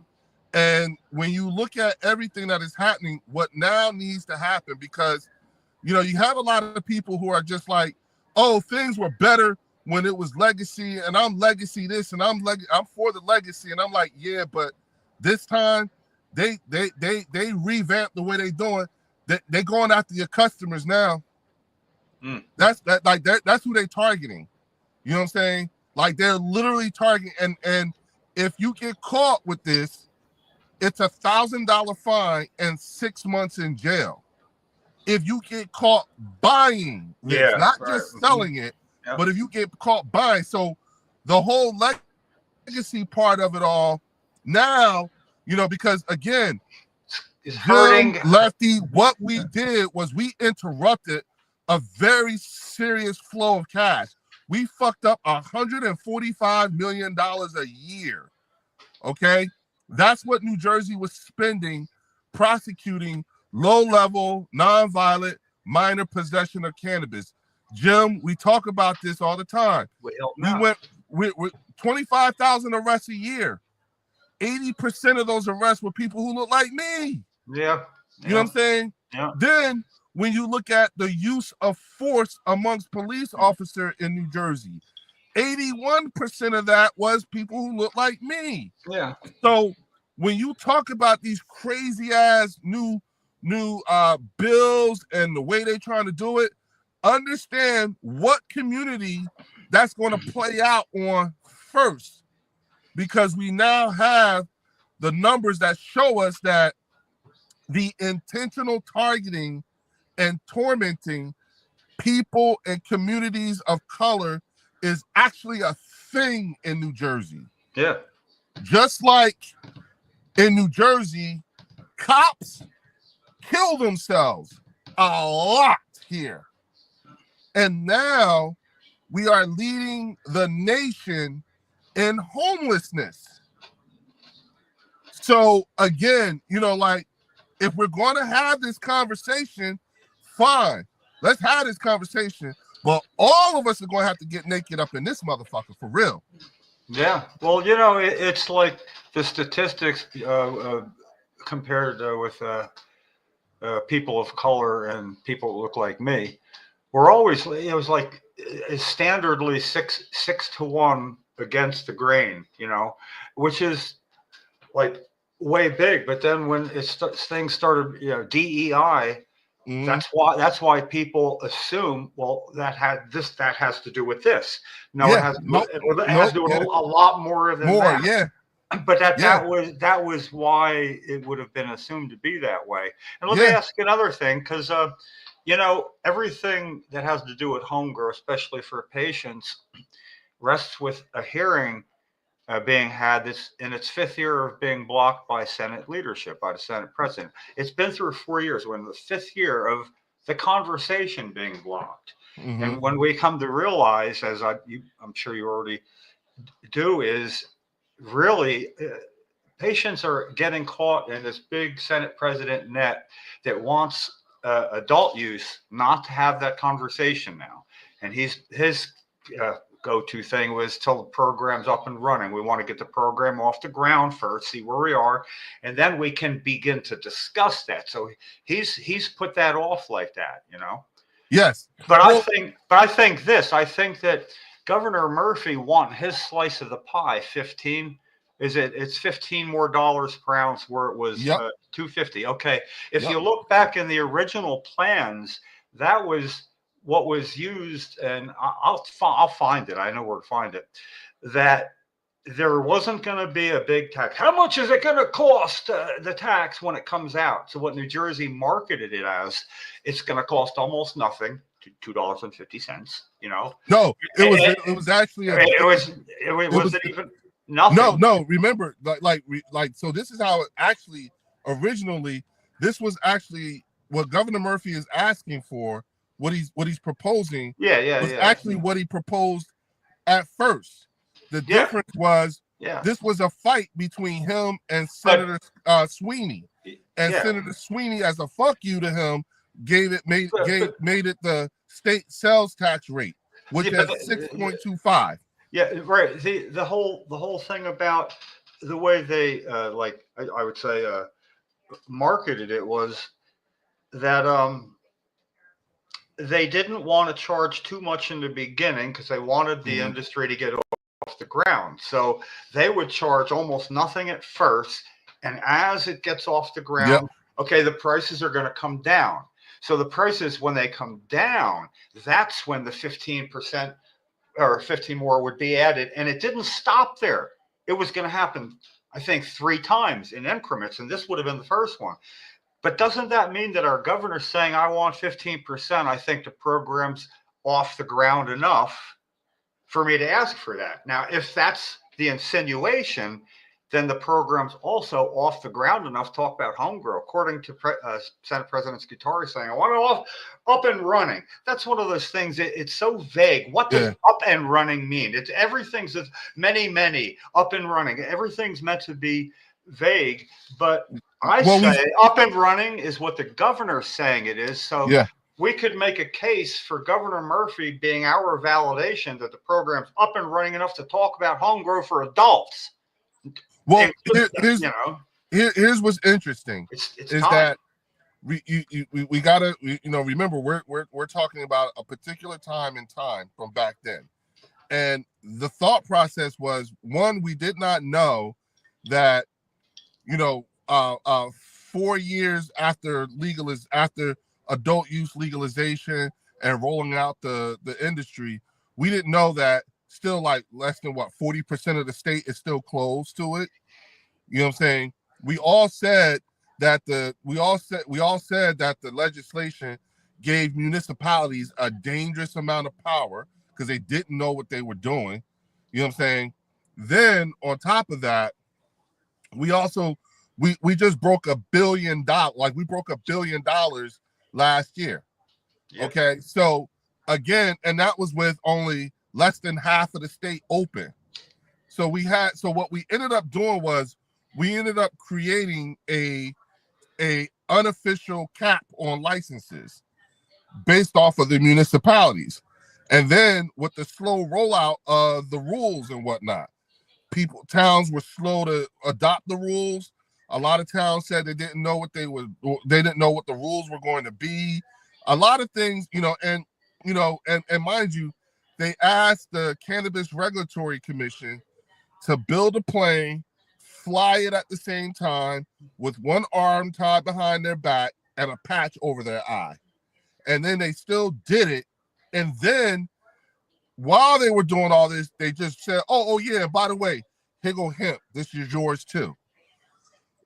So what we're doing is we're asking, we're asking again, a bunch of Flintstones to write rules to a Jetsons game. They keep fucking it up. You know what I'm saying? I always say, when it comes to a lot of these politicians, this is the worst game of hide and seek ever, because we all see you. You know what I'm saying? We all can see you. You're standing right there next to the tree. We see you. You're right there. You see what I'm saying?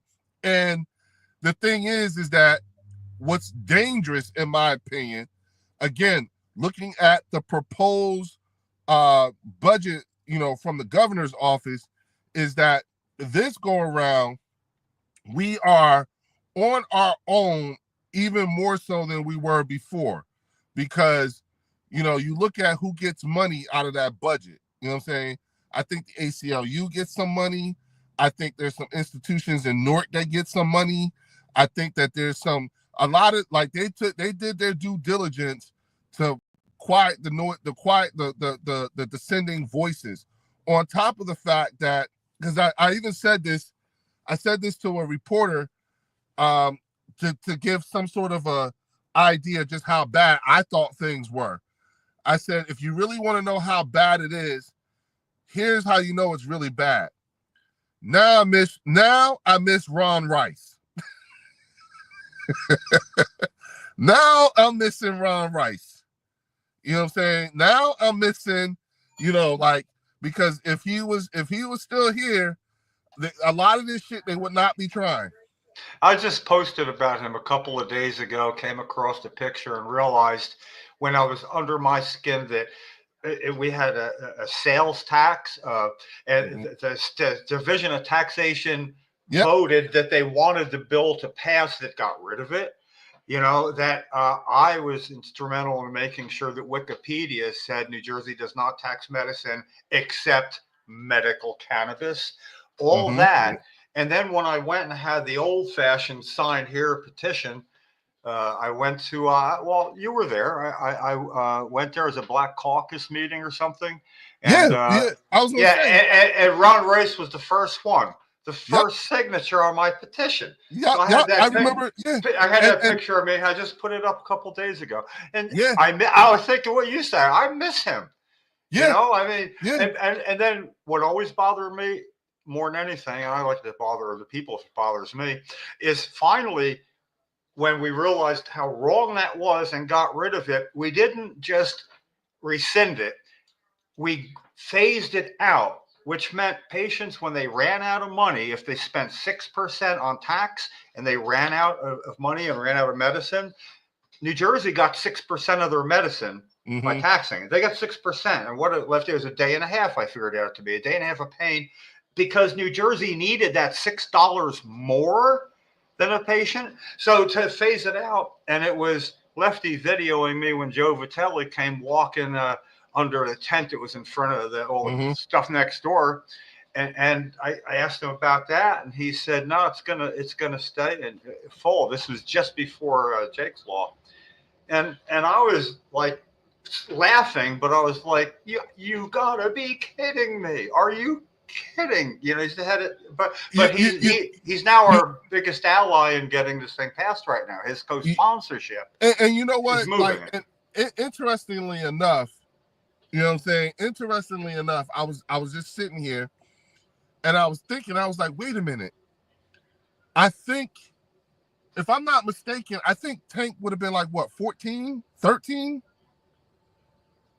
Right? Before if he'd have lived, he'd have been like 13, 14 by now. Yeah. Yeah. And, and I haven't talked to his parents. I haven't talked to Mike or Jen in a while. You know what I'm saying? But I recognize, again, the things that was done, the expansion of the Medical Marijuana Act, the fact that the expansion of the medical marijuana program, the fact that we had that phased drawdown on the taxes, so now it's 0%. You know what I'm saying? Yeah, I got a question for you. It's a question for you, is because it's all about you and right here. When 2016, you and Don and Philippe walked in, had the table about veterans, Yeah. 22 a day because of the bill that would allow post-traumatic stress to be an allowable indication into the program. But it was on the backs of veterans. See, veterans open the door, people, victims of rape, incest, watching horrible, everybody with PTSD goes through the door that veterans can open. And it was so nice to do that. But right now, it was a shoo-in too because of that. Yeah. How do you feel about 2 to 13? It was passed 52 to 13. 13 dissenting votes in the assembly were all kind of new Republicans, like a statement vote, because nobody else was going to vote against it, and they didn't want it to go through with big numbers. Yeah. So 2 of those candidates are running for governor right now, Bramnick and Ciattarelli. Yep. You know, did you ever think about confronting them about that and saying, if that was a statement vote, because you knew it was going to pass, So if it was a statement vote, what statement were you making? Now, so as you know, like, as a veteran, I'll say this, as a veteran, right? You know, and I often have to explain this to people too. I often ask people, who's your loyalty to? Is your loyalty to the people of New Jersey or the state of New Jersey? And 9 times out of 10, you're going to get the people of New Jersey. And I would have to say, okay, see, that's the difference between me and you. As a veteran, my loyalty is to the state of New Jersey. And the reason why I say that is because I took an oath to the Constitution of the United States. So what I want all things what's best for the realm, as I see fit. And so at times, if I stay disciplined to that, at times that's going to put me in alignment with the people. At other times, it's going to put me in direct conflict. At times, it's going to put me in alignment with the administration. Oh, middle finger. And at other times, it's going to put me in direct conflict with the current administration. Yeah. But I want what's best for the realm, again, as I see fit. And what I think is best for the realm is if we had a fair and equitable market, if we had expungement, if everyone had access to the plant without preemptive like types of taxes and stuff like that. That's what I think is what's best. What's best for the realm is if we don't have so much opioids on the streets. You see what I'm saying? Because again, this is New Jersey. You know what I'm saying? And so, taking that into context, when I talk, I am actually open to having that dialogue with a Jack Ciattarelli, with all of the I don't want to assume anything. I want to have that kind of conversation. Can I help you do that? Absolutely. No. What I can do is this. You are the one to have the conversation. I'm the one that remembers everything about it, have it documented. Yep. I can give you bullet points that straight down the middle, not from the right, not from the left. Yep. You were there. Yep. You know, and you asking without animosity, just you'd like understanding. Yes. You know, you don't have to have the fight, but you deserve an answer that I don't deserve in a situation like that. Mm-hmm. You're the man. You're the man to open that door up to him, and I suggest a back door as well. You know, in other words, something that he can take as his own idea, even though you're saying, I imagined you probably were thinking, whatever, you know, it's like code for go ahead, take it away, because there's no point in, and it's not an apology you want, it's what can he bring to the table now? What he can bring to the table is, I think, one of them does back homegrown.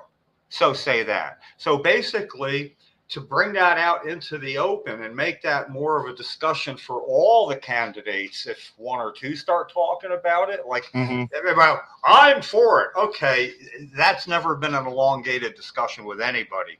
So yeah, I want to get this to you. I'll just send off some food for thought. Because you can make whatever you want of it. You can, I don't want to say weave it together. damn it, I can't say that anymore. Okay, you could construct it in a way Right. that it makes sense at the end to somebody, because obviously, you know, I wouldn't trust anybody more than you to do that as well. Reading the room at that time as you I would read also, it. you know what though, as a community, as a group, because what we have to do now is we actually have to we got to play their game. This is Game of Thrones, right? And what we have to do is we have to start identifying who our cannabis leaders in the state actually are. Yeah. And I mean, like, we got to be serious about this. We actually, because I always say we got to pay these politicians in the currency that they accept. And you know what that currency is? Votes. Okay. And you know, I raged out about that budget on my Instagram page, and I gave everyone a script. I gave them phone numbers.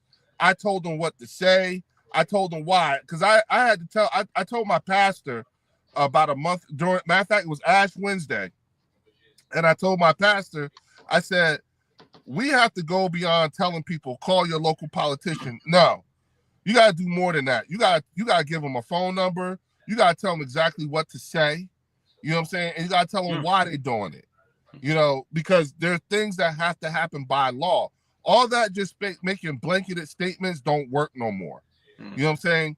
And what people need to do is they need to recognize who the actual cannabis leaders are. Is the ones, and I'm not talking about the ones that's into the pomp and circumstance. I'm the so-and-so of the such and such. That don't mean shit. If we're not solutions based, and if we don't know how to actually figure out what kind of assets and resources we have available to us and how to strategically deploy those resources, we're screwed. Because that's why they do the things that they do. Because what are we going to do? Like right now, you got these crazy ass bills that's being proposed and whatnot, and they're not afraid to do it because why? What you gonna do? Vote me out? It ain't like y'all vote anyway. That's how they think. And you know what? Year after year after year, it's proven.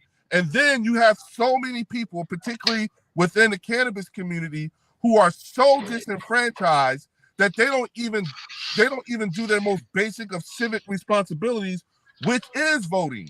Politicians need to be, they're not afraid of the cannabis vote. What we have to do is we have to make them afraid of at least respect the cannabis vote. It's I wanted to leave you while it's on my head here, because you're the one that can make good use of it along with other people, though, is part of the back door for anybody is getting, for instance, Republicans have been known as the party of no for all things cannabis in New Jersey by roll calls of votes. I'm not saying anything else other than that. But the thing is, as far as this home grow for patients bill goes, last session they had more co-sponsors than a higher percentage than Democrats. Yeah, there's still 3 this session, but they need to be encouraged to take on Scutari. And once they take him on, officially ask him to stand down and let this bill be heard, you know, and I can't get them to do it and all, but it just seems like knowing that going in, this is something that can get done in a seemingly bipartisan way. And what you were saying before about the importance of this election cycle off here in New Jersey is we do have governors where this is the issue. It used to be getting it to be the issue was the whole election. It's now it's already the issue. But the thing is, what do we do with it? We're so used to making it the issue that I think we're fumbling the ball a little bit on what to do with it. I agree. And again, a lot of it has to do with the fact that, you know, there are some people that all they know how to do is just fight. Yeah. That's it. You know what I'm saying? And we have to go beyond that now. We got to be solutions. Well, you know, I see you as being really the best chance. I mean, if we had any chance of invigorating the discussion at the gubernatorial level for the 2 people that voted against your right to be in the program. You know what? But I'm saying not putting it like that, but that gets them on their heels, and you own that discussion. But if all I can do is to give you bullet points, like be your intelligence as best as I can, if I can give that to you, I don't have to suggest what you do with it, but I'm excited at the potential of maybe injecting that, because then the others got to weigh in, Wait, you know what? Like, if you think about it, hey, Lefty, don't this sound familiar? Yeah. Yeah, like Lefty, have we not been here before? Been here, done that. You got a T-shirt. But we have higher. Literally, I have a T-shirt. Yeah, but we have higher ground now. We've been here, but we are on higher ground than we used to be, and we're looking down at some things as opposed to being looked down upon. If you get my drift. Well, you know me, man. I'm hard headed as hell. So, I know you're ready to go. And I can't believe the connection, because, this is 2016. It's 9 years ago. Senator Bramnick is one, and former Lieutenant Governor, how did I miss that, Ciatarelli?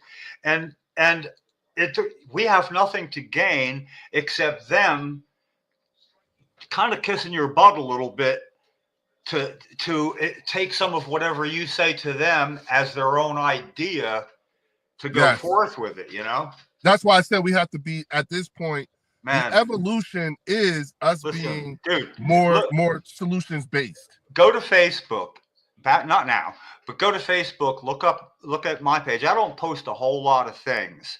You're going to see I already posted something about this. You don't have to fight with somebody to advocate with them. All you need to do is have an interaction with them and get them to think something that they think is their idea. That's basically yours. You know what I mean? And that's exactly what you're in position to do. It's well, look, this and I'm sorry has been a good podcast. Yeah, hey man, I'm sorry to be so abrupt, but I gotta run in here because I gotta go get the little one. Yeah, but little one. Well, how little? What little one? He's not. He'll be 9 in June. Amazing. Damn. What's he weigh about? Ooh. I mean, that's not personal, right? No. I don't know. He got to be at least like 40 pounds, 45 pounds. He's yeah. Is he grown up? Has he grown up with some of your attitude? My wife says it all the time. That's you. You know what I'm saying? Okay. She says it all the time. I was afraid of that. Yeah, and Jim. That's Lefty, good. That's good trouble, dude. And Jim and Lefty, he looked just like me too. Yeah. Oh yeah. He could do worse. I just realized, it keeps dawning on me, damn, I remember y'all, we literally had a whole baby together. Y'all roll with me through this whole pregnancy. And now he's got his brown belt, getting ready to turn. Well, listen, we were sitting in a garage full of baby shower gifts. Yep. I was sitting, we're getting high and laughing and shit, looking at, holy crap, this is happening, huh? Yeah. Yep. Full circle. I can't wait for you guys to lay eyes on this boy. You know what I'm saying? But let me go in here and grab him. I love you guys. No, you know what I'm saying? Talking to you, Always good talking to you. You're the best. I love you, Lefty. Leo, you're the best, brother. Thank you. All right, brother. I love you, man. Y'all take it easy. Dude, hang loose, man. Take care. Yeah. that might have been a very eventful podcast, because I really see him when he realizes, actually, I do have a better chance than most in doing this. And he's one of the few people that respects my intelligence and field vision.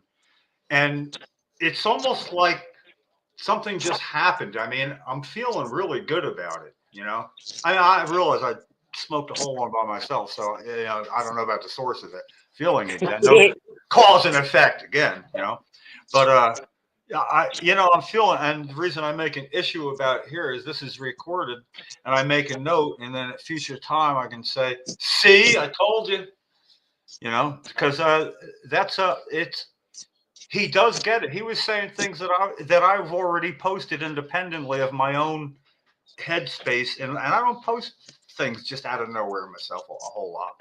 So it just seemed like like I'd already had this discussion before in a weird Oh, I love like- that kind of feeling. That's yeah, awesome. like in the Matrix, I just saw a woman in red for a second, or wait, this has happened before. Get out of Dodge. I mean, it does work both ways. But this is the one where, what I'm saying, Mikey, this could have been something going on. And he knows how to go about doing it. It's so cool that all I got to do is take what I already have, cut and paste things that I save, send it off to him, and it's like fishing. I got a line in the water. It's awesome. So good guest. Yeah. Vinny, before we play the video, I want to say that the Smoko's Animal Star Cookies was amazing. And this next segment of loser activism. Oh, icing on the cake. I remember now. Yeah. After this video cuts out, I gotta go eat dinner with my wife. Dessert. All right. This is brought to you by Jersey Landscape High Mountain Mist. Here we go. This is the loser of the year. The suspense was worth it. Let's go see your. Let's go take a look at your car. Let's go see what you're driving around. Do your First Amendment auditing. Give me a second. Understand, like I said before, you are only as free in this country of knowing what you can and can't do. You constantly step over the line, you break the law, then you get arrested. You have no idea what that even means. Obviously, you don't. You think you can control this To think narrative? that I don't means that you don't understand what I'm saying. You're just a noisy fucking punk. All right. I sat there. I got arrested at Monmouth County Jail. Absolutely. You got arrested because you're an idiot. No, I got. You're an idiot. You don't know how to play the game, idiot. Idiot. You're in this. And you're You're in this Christo's to sue bitch. people. You're in to sue people. I can't sue anyone who doesn't. Who If have you I violate sued? my rights, Who have I sued? If you violate my rights, then you've opened yourself to litigation. What you do is you Yeah. violate your own self by getting No. arrested when you're not supposed to. You Video walk in the speaks for parking itself. lots that say nobody's allowed here, police only. No. and you It's walk already in. been established How many that times have you that's been open to the arrested public. since September when you started? Once. No. Once. For You're filming at and my- you're proud of that? I've only been arrested once, and it was illegal. And I have a federal lawsuit, 1983, filed on April 1st. Let's see That's what what you an get. activist Let's see does. what you get out I of am it. what an activist looks like. You are a failed activist and a You failed don't think person. that I'm gonna You come sue here them? to start shit. You come here to start shit. No. How many fucking chances have you needed in life? Yeah. Literally. 'Cause I don't think it's just two. You should get a No, second I chance. haven't really needed How many any chances have you chance. had? No, you're just that good. You walk the line. No, I just haven't fucked around and tried to find that. I just gave you an Find example. out. You fucked around and found out. Oh yeah. Now you have to go to court. You're going to follow up. Yeah, the difference is that my 1983 lawsuit, when it is filed, When it is filed. When it is No, shut the filed. fuck up. You're When a it is failed filed. activist. Don't Give it be up. talking about your future Give it up. lawsuit. I'll tell you what, You're a when I lawyer? carry do a field sobriety test, You're a failed let's go activist. let's go to the fucking cop. Let's go see what you're doing, sitting there smoking and dabbing right before we came in. You know what I was smoking. What an activist move. I know what. Let's find out if you're able to drive. Yeah. What a Good way to take You care of like cannabis rats. patients. You like rats, don't you? All right, pause that for a second. Pause me. Yeah. That's a lot. That's The a best- lot. The best part is he goes, you like rats, right after he was proposing that we get the police to find out if Lefty can drive. Like, not even a split second in between him trying to rat him out, but going with the narrative that he's there to face a rat and a drug dealer, and the drug dealer part's going to come up. You like rats. You like me. Oh, okay. Okay, Don. I want to talk to you guys. Sure. I'm for the Asbury Park Press. Absolutely. I'm real media. I shot your picture getting a selfie. My name is Mike. M-I-K-E? Yep. I'll spell the last name. VIN V-I-N? TZI T-Z-I. LEOS. L-E-O-S. And what time is You're a drug dealer. North? Yes, sir. Ooh, I have a shitty podcast to bamboozle teenagers. And you, sir? I have a shitty podcast of bamboozle teenagers. He has Pred vibes all day. Wow. Bird Lefty grind. It's like he's doing Thorazine. Is he doing Thorazine? Best cannabis activist in the state. Oh, thanks, Chucks. Oh, shucks. Yeah, so good that he gets Go people, right across the street, he man. takes away people's rights to smoke at the beach. And we What a got good two actor. lines. This is a failed activist over here. All right. That's a What's your failed last name, Lefty? Grimes. Mr. Drug Dealer. We're right talking here. to a news reporter. Stop. Yeah, we're trying to be a professional here. This is what adults do. Yeah, this is what adults do, right? What town are you from? I'm from Bayonne. Bayonne. Good old Bayonne. They use a Thank you, gentlemen. wheelchair as a prop, You as well. and they come in with luchador masks. That's what professionals do, huh? He's a prop. Christo sent him there as a prop.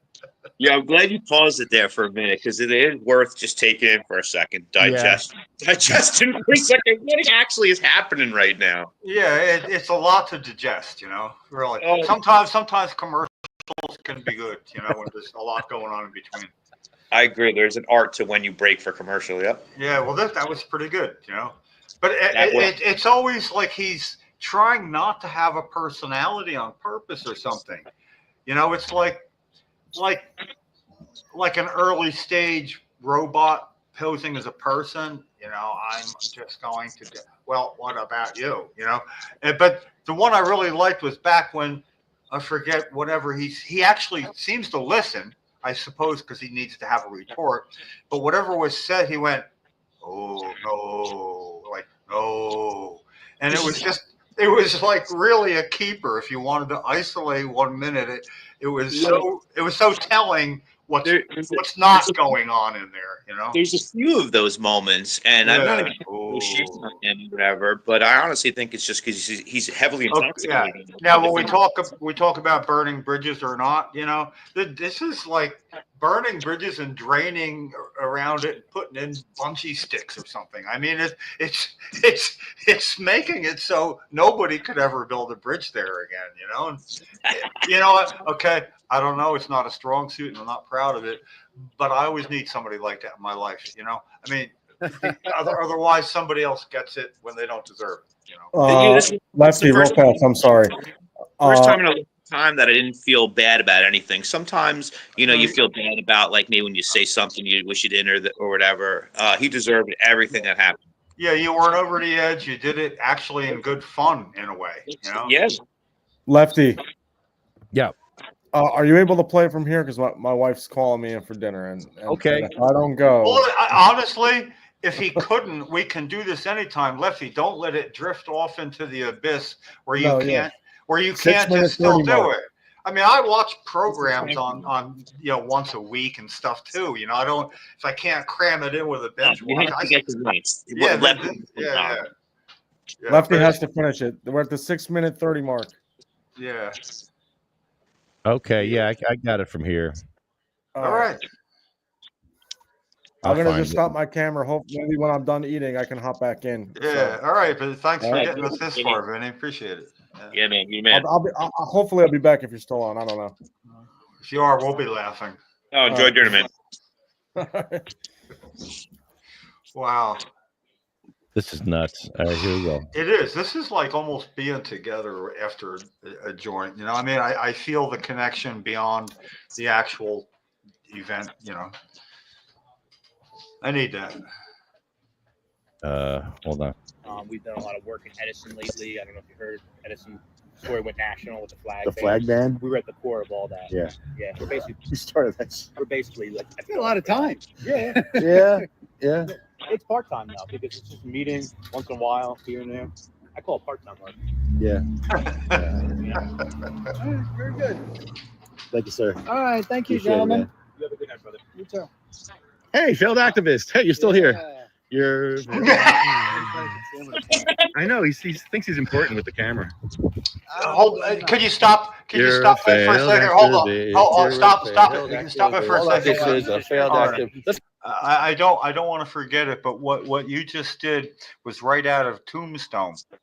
When Val Kilmer and Wyatt Earp were meeting, and Wyatt Earp had already just bitch slapped the Faro dealer there, Oh yeah. The guy comes back with a gun or whatever, and gets bitch slapped and all. But then when Val Kilmer looks like he goes, "Oh, I'm sorry, are you still there?" or something like that. It was exactly what just happened with like, "Oh, look, He's still there, you know, like, which is totally disregarding his presence with a smile, you know, like, so inconsequential that, and, you know, and it wasn't done in his face. So I just want to unload that because it seems so parallel to what was in Tombstone. Yeah. He's a failed activist. He's a Oh, I'm failed sorry. activist. He's a failed activist. He's a failed activist. Time. Where's your wheelchair today? Where's your wheelchair today? Where's your ketamine today? Yeah, where's your meth? Yeah. So where's your ketamine? Where's your ketamine? At your video? No, At yeah. the infusion center where I Remember get when it? you made the YouTube video of you using ketamine? And then No, you I didn't make a YouTube video of me using You ketamine. admitted it by the time I you said left. that I said that I had some issues because I You just made a video. Tom. no, You I didn't make a made video made a about that. video. You admitted to it. We all saw You're it. you're so messed up. You don't even remember I your go for ketamine fucking videos. ketamine infusions. Who cares? You don't remember Nobody your cares. videos. Nobody But what I'm cares. saying You is, do, apparently. because when you're filming talking about being on ketamine, and then you go around doing activism, you make Yeah. us look bad. You make anybody You who goes can't. around who in a 6-foot bong who doesn't know And I anything. can only has make like myself look bad. So Yeah. why does that bother you? shit because you take away people's rights. You Well, what? I take rights out of people like I'm taking things out of their pockets. Where are your rights? I'm coming for them all. Like, what is that all about? Hey, cowards, you don't remember the memorandum that got sent out because of you two, all right, and the others that you were playing around with dressed up as stormtroopers going down to Seaside Heights, smoking bombs and everything around the boardwalk. Maybe if you ever did anything of value, then we would respond to it. But you're responding Yeah. to things in substance because you have none. Yeah. So you might not like it, but guess taking what? away patients' Guess rights. what? You're responding to it because there's substance there. Something you'll There's never. no- The only what substance you substance there is? understand. The only Losing? substance you understand is stuff up your nose, goes down your mouth. No, that's his job. Whatever you're boofing. Whatever. All right, that's his job. I don't sniff ketamine. What do you make boof? videos What'd you about boof being for? on ketamine. No, and I then absolutely do not. You can go sit there and then go your pull it and out. then your next video is doing a post office audit. Are you on ketamine when you're doing it? Why No. make a ketamine video? I didn't make a You ketamine admitted video. to it before we left your house when Crystal humiliated you for 3 hours straight. Yeah, when you were I Christo's bitch, cheated When remember? Crystal humiliated you for 3 hours When you were straight, Christo's bitch, right? remember? And when we left, Dog, you said you are welcome to come back anytime. I told him immediately. I was like, yo, this dude, Crystal treated him like shit for 3 hours, and then he actually said, yeah, come back anytime you want. I actually felt bad for that kind of like level of loneliness, to be honest. Wow. First of all, I lonely. said that to you, Super not him. lonely. Second of all, I kicked him out of my Super house. lonely. And you What? left with him. Christo stood him up. See you later, bro. Wow. We'll have a little talk. What does that mean? What does that mean? You know exactly what that means. What does it mean? What does it mean? I'll do it. I'll do it both of you. What does it mean? You gonna do it with both of us? Do what with both of us? You know exactly. Do what? What are you gonna do with both of us? Come on, you know. Tell me what you're gonna do with both of us. I'm not gonna say it. Tell me. I'm not gonna say drug dealer. Tell me what you're gonna do to both Okay, of drug us. dealer. This man Christo stood you up think you're like a boy, bitch. you little He treated you like a medical bitch patient. again. You're his bitch, and he'll go back for more. He's gonna go back for more. He's gonna go back for more. Wow. He likes the abuse. Wow. Why would you let someone like speak like that? He should have left by now.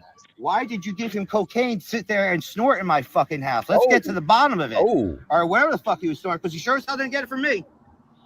All right, do you realize what you just did right now? You just brought up drugs because you have a guilty conscience, motherfucker. The drugs that he was snorting, whatever he was taking, you gave him. Absolutely not. You told him to leave them, and he said, "I paid for them." That's how messed up you Whatever the are. hell what he was That's sniffing. how That's how fucked up you are on At least ketamine. I own up to who I am. You don't have the balls. He didn't pay me You shit don't for have anything because I didn't sell anything. motherfucker. You can lie for the camera. You can do whatever you want. Whatever. But you're the fakest motherfucker. Whatever right? it was, he got it You from have- you because you. listen, Why did you keep on listen, giving him? I have Why did you sympathy. keep on giving him I money have to sympathy fucking roll for up drug the users, right? Yeah. But the same way that you sat here in a parking lot and said you don't have sympathy for drug dealers, I watched you sell him drugs that same night. What if he died, you dumb motherfucker? But you want to go in there and you want to talk about him selling he drugs in would've- a past yeah. life? Motherfucker, you sold him drugs 3 months ago. I didn't. Absolutely did not. You are a piece of shit. For Never lying. sold anybody anything. You're a piece of shit, dude. Yeah. You're really, at least I own up to who I am. Christo stood you At least I up. own up to Christo who I am. stood you up. Oh, that's funny. Christo stood you up. It's like it's occurring to him. Look at his face. Look at him right there.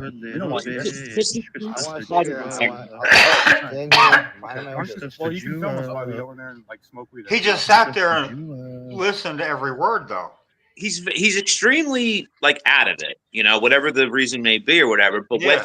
when he brought up the thing about drugs, Yeah. Oh yeah. That's what I said before about when Christo was saying, and he was talking about Vinny. I don't even know why I shied away from that before. He said, Vinny don't listen, Vinny don't do this, you don't do that. He's going to get us all in trouble. He's going to get us with a federal charge, right? So Christo brings this guy, Don, into the meeting, right? And what does Don wind up doing?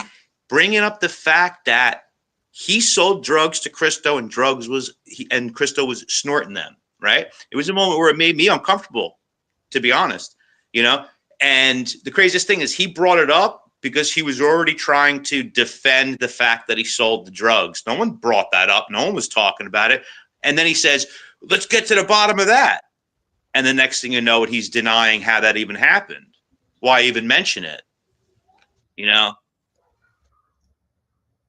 Unreal. This guy's something else. You go in there and smoke weed, You huh? little Just go away. bitch. No. Just hang out. Something to do. I get it. You're that lonely. Yeah, he's lonely. No. He's lonely. Tristo stood him up. What's he gonna do now? When you're that lonely, you're lonely. Yeah, why not film 2 minutes? I got somebody waiting for me. All I gotta do is make a phone call 20 minutes All right. later. Hope you like getting publicly embarrassed tonight. Oh my God. This fucking guy is too much. Did Bet Florida on all that? He has pork press. Right in the middle of it. all. Like, just literally. Holy shit. That was just. I think he was recording too. I think he was audio He was recording. at first. They were, yeah.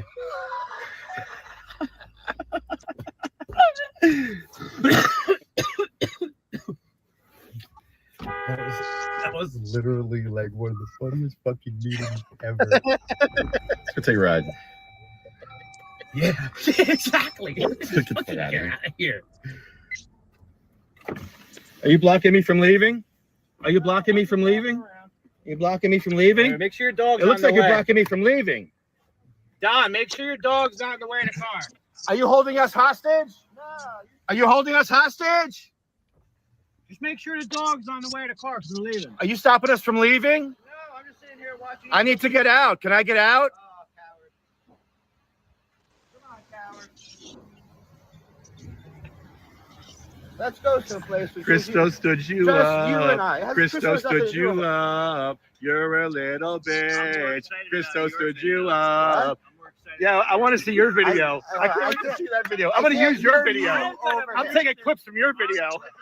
I'm gonna clip like 20 clips from that shit on his. Christo stood. Get your hand off my car. Get your hand off my car. Christo stood you up. Christo stood you Why do you think up. Chris has anything to do with Christo this? stood you up. Oh, wait, there's dabs on your You're fucking breaking thing. the breach of the car. You're Wow, in his you're property. in my his car. property. He doesn't want you in his property. Yeah. Do something about it. It's not about do something. I'm Do trying to something explain to you about it. law. I'm trying to Do explain to you something law. about it. Something you have. You are Do Christo's something about bitch. it. You are Christo's Do something bitch. about it. You are Christo's Go bitch. sell him more drugs. You know what's crazy too? You know me. Every single thing I just said to him, 100% true. Everything that he denied, 100%. You know, it's funny when everything you were saying was like true, and he just played right into it. It was you know what? You finally have proof of everything I've always thought about him in one little loop here. You know, I mean, it dotted all the I's, it crossed all the T's. You know, I mean, he's on the chair. The news has said somebody just kick it out, and but nobody does. The news goes right up to us, and he's like, "I need to talk to you guys," and then immediately mocks him because of his YouTube channel by saying, "I'm the real media." I mean, you can't make that shit up. That was. He seemed to really want to bust Lefty because Lefty had his oil on the his dashboard or whatever. It seemed to be a big thing at the end there that he wanted Lefty to somehow get in trouble for using his cannabis. It's very weird. Yeah, I know. It was like the synapses were in control of themselves, you know. Like, wait, you hate rats, but you want to be a rat. Okay. That's what I mean. Not even a second in between the two. Yeah. Let's get the cops out here. And it's like, oh, yeah, you like rats? After he just tried to rat you. Like, it just... Rat me for what, though? Like, I'm a patient. I have Debs. Like, what do you want from me? Apparently, he thought he would bring the cops out and rat you out while claiming that he's there to go after a rat and a drug dealer when he exhibited both of those criteria. Man, that's crazy. And the funny part is it's hard to absorb, you know. It's like, did I see that right? You know, where is this going to be that I can watch it myself again? You know? It's on my Facebook feed. It's also on YouTube, so you can check it out. There's 2 videos out there, part 1 and 2. Yeah, this is good. Oh man, I almost had to go get a beer because I couldn't get any popcorn. I thought I got to have something while I'm watching this, you know. Yeah, I mean, that's some quality entertainment right there. It really was. But the thing is, it was as advertised. You said that was just exactly what you said it was. I knew it would be. And yet it's still satisfied, even though you set the bar high in the beginning. That's what made it fun. It was like, I think it was even more interesting than you made it sound. Right, exactly. I know what I'm doing. Yeah, oh, man.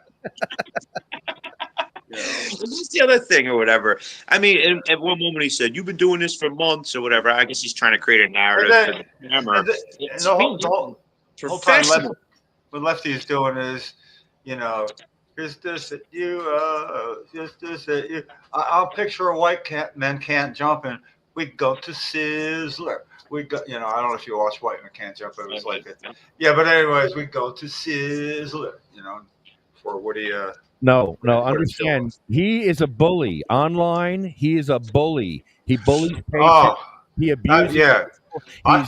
He's an angry, horrible man. And it's been going on for a long time, as long as we've been podcasting at the State House, and that I did have to be his disciplinarian when he came one time. And, you know, he was like that, but way more he could control himself a little. He actually understood what I said made sense, and it was the wrong way to go. That's probably the last time he ever did it, though, judging by this, you know. Well, you know what's weird, Jim? I can promise you that one thing I think is definitely true about this gentleman is he craves almost the abuse because it's the only interaction he has with people. He started doing if you look at his YouTube channel, and I've looked at it because I'm curious about I never have. Well, I look at the comments because it's interesting. 95% of the comments on his page are people hating what he's doing, telling him he's doing like again, he posted a video that was a learning experience where he was filming patients in a hospital and then was taught the law enforcement had to teach him that he couldn't do that, but then he goes and posts it. I mean, that tells you a lot about the loneliness and like the lack of like friendship and this and that. The only reason why Christo had him come out was because that's the only dude right now who will talk to him, because Christo burned his bridges with every single person yesterday, everybody and anyone, because they didn't run with his narrative in his head that whatever he was going with. Yeah, that's the big surprise to me too. You know, I didn't know anything about this. You know, it's all out of left field or right field, whichever field's farthest away. Steve says you're jealous of Ketamine's channel. Yeah. Well, we call him, the reason why I call him Don Ketamine, you know, and the reason why is because he filmed YouTube videos of him talking about using ketamine. And then the next video was him having a learning experience about what you can and can't do. That's why I say, you know, he sticks time, and then he makes the people who do it right look bad. At some point, if you have a bunch of Dons, every single First Amendment auditor, anybody who does any kind of activism, it downgrades it to the point where now they're just some law-breaking piece of shit. Yeah. Bad representation. Bad representation. I agree. Well, that's horrible representation. Oh, that's funny. Well, I'm going to have to get going. Yeah, it's dinner time, guys. So I want to thank Mad Hatter for having us. And this is we're We're actually next door to the Mad Hatter. Okay. Oh yeah, and Vinny, yeah, Vinny. it was awesome as you said, and I'm glad Lefty could show us the rest. Still had to stop it a couple times to go, what the fuck, you know? And then just when you thought it was over, beep, oh, he's not gone yet. He's back. He's like, what about Bob and Bill Murray? He's never gone, you know? So it was like it followed this whole, almost like it with a few minor cuts. It could be an episode of some sort of mutant TV series, you know, It was so good. And I didn't even mention this to Lefty last night, but I mean, I've been friends with Lefty for a long time. And he's never really like rude to anyone. It's just not his style or whatever. But that was deserving. I feel like I've been more rude to people over time. I mean, I don't whatever. But I mean, he deserved every single thing, and I enjoyed having the fun with Lefty because it was a big laugh fest for us. It was just hilarious entertainment. A bully getting what he deserves is always good. He is a bully. Yeah, but he's affected over the years a lot of people's lives and made some pretty outrageous claims a decade ago on Facebook. You know? Yep. Oh yeah. Paco, you come so late. Paco. What's happening, guys? Figured I'd come and say goodbye to you, please. Yeah, well, it was a really revealing podcast what these guys were going through with an old somebody I've known is exactly what Mikey was saying. It's like when he would show up a decade ago as an advocate for cannabis, he'd be the worst thing that happened that day. You know, you had to minimize his damage as he appeared to want to help, and then next thing you know, Lefty's laughing because it was like clockwork. You know, yeah. Yeah, it was, you know, and it's funny too. I noticed John A. Light commented on the video about Don. I don't know if you guys read his comment yet. It's hilarious. No. On Facebook? Yeah. Yeah. On Lefty's page? I didn't see it yet. Yeah, it's so funny. You know what? And John talks about the people that he killed. They were rapists, murderers, predators. You know, I mean, the way he broke it down was just like, oh my God. Fucking like candles on the cake.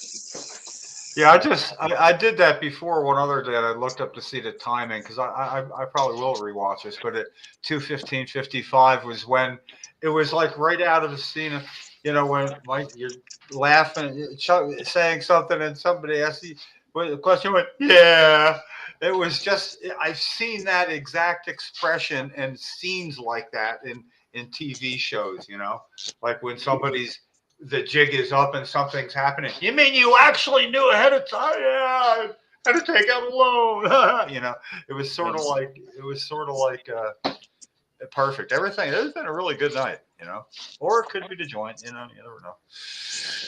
I think it's both. You know, it's like that's like a.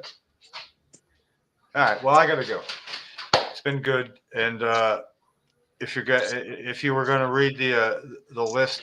I'll memorize it in my head, but I'm going right to eating, and I don't want to be brought down by your damn list. So John A. Light said, actually, you should get the facts. You should tell the facts since you came to our borough that you don't live in. First, I want to welcome you to get the paperwork on my case. It was actually the mafia that rolled on me, and I sat in jail in Brazil. Contacted prosecutors to get the facts. Wow. Next, the life I lived in the past, I speak against it. I'm not proud of myself. Of the gentleman, I'm not proud, but some of the gentlemen you're defending were convicted rapists and accused rapists that gang raped a young lady and beat her half to death and shot her boyfriend and a witness. So I'm well aware that you have been locked up on several occasions. You are not employed. You have a lot of individuals, a dependency and an addiction problem. I am here to help you and not embarrass you. I'm sorry someone sent you to try to agitate me in our community that you don't live in. My door is always open to talk. Always open to talk, and to my church seek redemption and not fight. And I will shake your hand. God bless. Whoa. John A. Light himself. Boom. And And he pegged Don exactly for what's happening there. Man. And can you imagine a man like John having Don come up there and doing something? I mean, there's nothing more weaker than what Don did. That was the biggest display of everything that exudes weakness in a person. Yeah. And it's an amazing sequence that I watched, and I mean, if I ever had the talent to put something together, there's just taking, a sequence of things with all the other stuff that binds them together out would be like an amazing 3.5, 4 minutes worth of all in one. How long did it take from that meeting till now? And that's like that's pretty quick in happenstance times, and that it was with somebody I want to say I'm well acquainted with rather than know well. Knowing him well would mean I'm sick too, so I can't. I think we are jealous of his channel. I think we all are. Right? Yeah. Yeah. Oh my God. I think we're jealous. Patience. Yeah.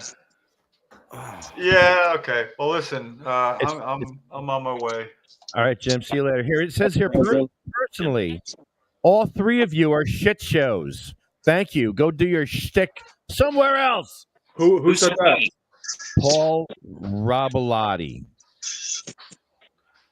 Paul Thank you. Robolotti. Thank you, Paul. Thanks, Paul. Thank you. We appreciate the criticism. A picture of me, you, and John. That's a picture of three good-looking gentlemen, if I must say myself. Oh, is it me? I'm having trouble feeling offended, or is he just so bad at offending people? Which is, yeah, you know what I mean. Oh, leaving on. Trying to leave.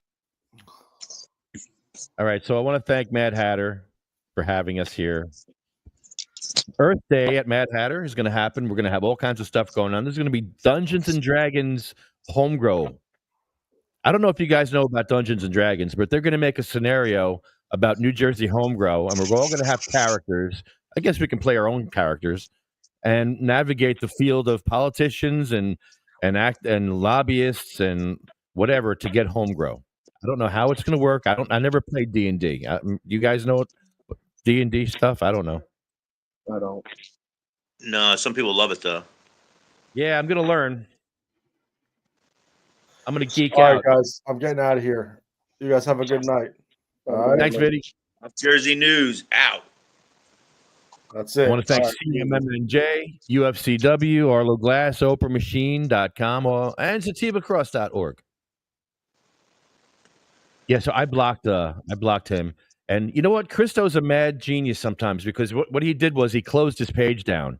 So he didn't block, because when you block somebody, you can actually block them back on the block thing even if they blocked you, unless you have taken your page down totally. So he took his page down. I don't think he did that though. You think he changed his name?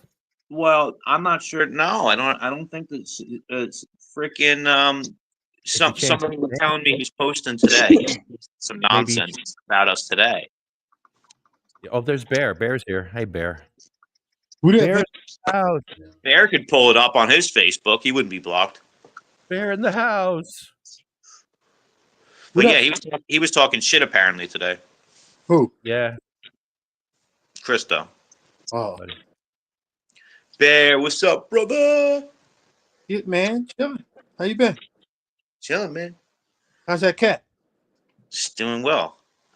You know what the treats are, Lefty? I was talking about the Temptations. Temptations, that's what it was.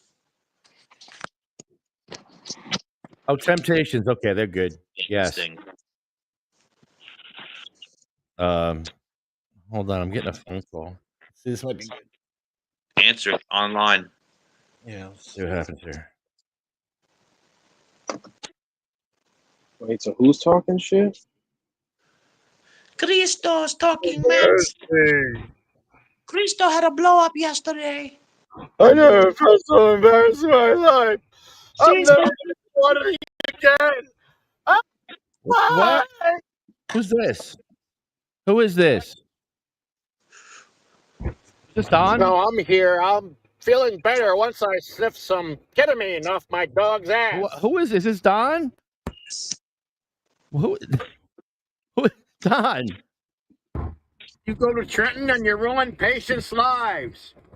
What? No, I didn't do that. You go to Trenton and you ruin. No, I've never done that. You're an idiot. Shut up. This is my real hair. Transfer. No, it's not your real hair. You got extensions and you made them brown. You're such a phony. Don, stop. Transferred by my back. Oh, we got hair. This is my real hair transferred by my back.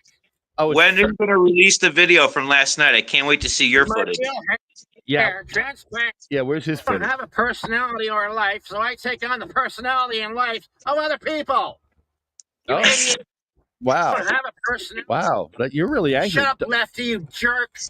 Don, you're very angry. Shut up, Lefty, you jerk. Shut up yourself. He's a very angry person. Nobody can smoke on the beach in La Valette because of you, Lefty Grimes. Oh you my jerk. God, that's not my fault. It's not my fault.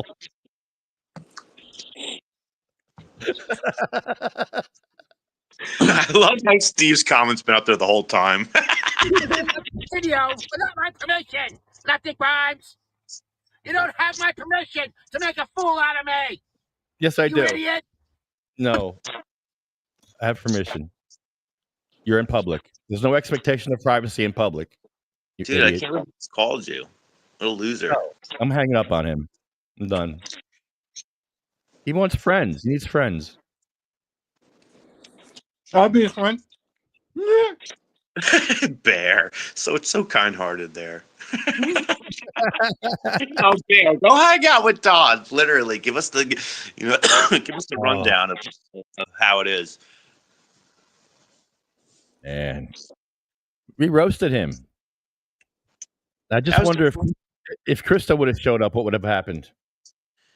No. It would have been a bigger shit show. You know what? When it comes down to it, and I'll be the first one to say it, Crystal talking a lot of smack and this and that. It seems pretty obvious he never had the balls to go there to attack John Alite while making everyone's else lives miserable by telling them in the process, I'm going to go there, I'm going to give him shit, this and that, blah, blah, blah. You know, but I guess when it came down to it, he didn't have the balls that he didn't have the testicle fortitude while he attacked all of us. Do you think Don's mad at Christo now? No, I don't think Don, He'll take him back. he has Pred vibes. He really my. does. And he will do anything if it's if someone's around him, any interaction's a good one. You know, I watched Christo abuse him for 3 hours in his home. Just abused him. And the reason why was because Don was kind of being an asshole. You know, Crystal kept saying it over and over. All right, you know, because Don's whole thing was you didn't need to wear the mask to have the issue resolved, and that's what it was all over. Because Don can't give other people credit for anything.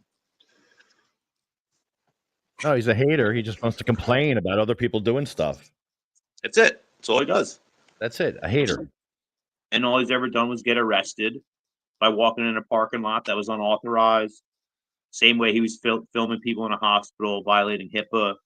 When he breached the threshold of your door in your Jeep by putting the camera in, and then thinks he's acting tough, saying, do something about it. I'm just trying to explain to you, Don, the problem is you don't understand when you're violating the law. You have to leave no room for interpretation. You're violating the law when you break the threshold of the door. You're violating the law when you're filming patients in a hospital. When you're in an unauthorized zone.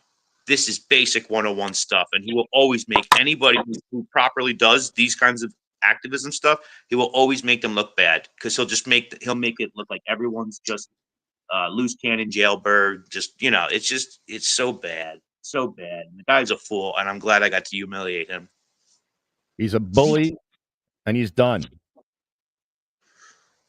Bye-bye, bully. I hate bullies. Oh, he's calling me back. What do you want, idiot? What? Oh, you embarrassed me. What? I didn't embarrass you. You embarrassed yourself. I never felt so embarrassed in my life. I'm never going to do auditing again. Thank you. I'm glad. I hate you. I hate you, Lefty Grimes. I'm glad you're never doing auditing again. That's great. Thank you. Please give it up. Oh my God.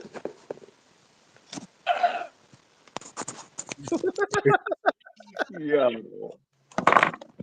Is he serious? I mean, you saw the video. He don't act normal. You watched the video? He does not act like he's got it together. He's got fake hair. This is my real hair transferred by my back. It's not your real hair.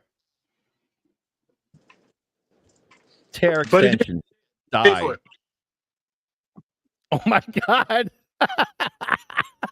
Pat Duff from Deep. Donald is my hero. Yes. Yes. Yes. Yes.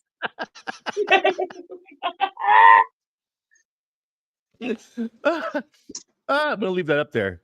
I'm gonna leave that up for everyone to see. That's a keeper. That's a 6-inch crab. This is my real hair transplanted from my back, Lefty. All right, I know. I don't care. It's disgusting. I don't have a personality or a life, so I take on the personality and life of other people. You idiot. I don't have a Yeah, well, you look like me, and it scares me. I don't like it because you're like an ugly version of me, and I'm not that.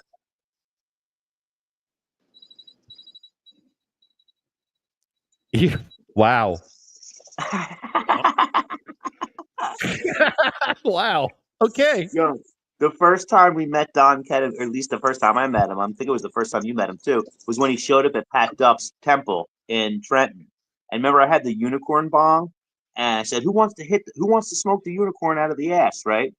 Thinking like usually it's a girl, who'll be like, "I'll do it." It's a unicorn, This guy winds up saying, "I'll do it." First off, at that moment, I'm like, it's weird that I even made this fucking thing, all right? But it's even weirder that this man wants to hit it. So then he hits it out of the ass, and I don't put a screen in it. And the whole purpose is that you get shit in your mouth. So I can teach you the lesson that don't expect to put your mouth up to an asshole without possibly having shit in your mouth. And that was the first time I met him.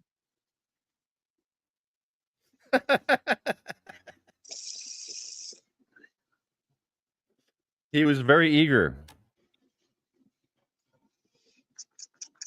The eager young man to get his lips on that butthole. He had something to do that day. There was people around. That was a smoking butthole. That was funny. That was great.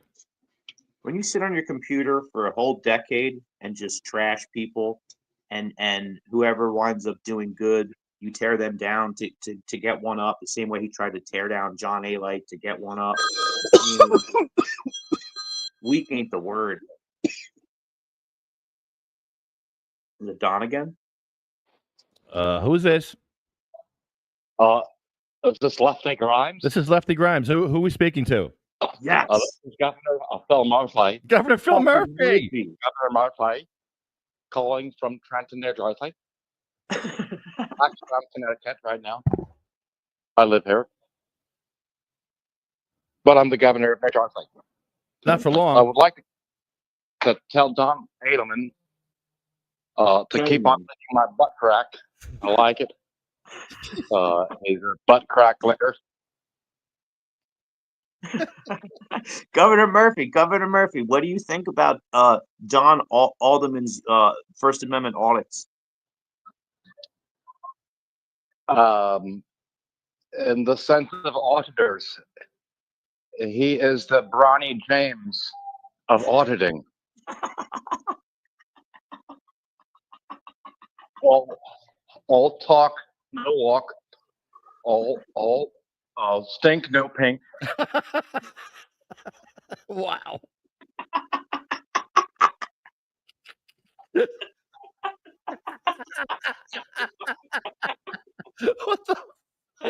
What the fuck? His support of certain people and his non-support of others, such as my friend, makes me want to let people know that he has a little wiener dog that he carries around. Very little wiener. Dog.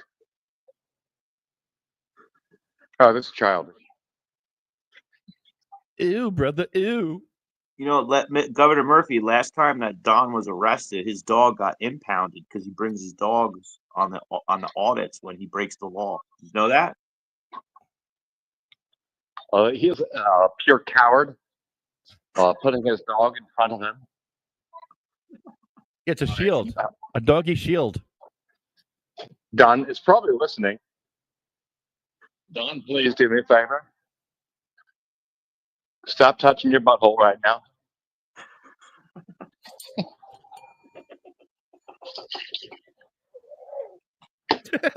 When you do an audit, Don, there's a bit of humility that comes with it. You have none.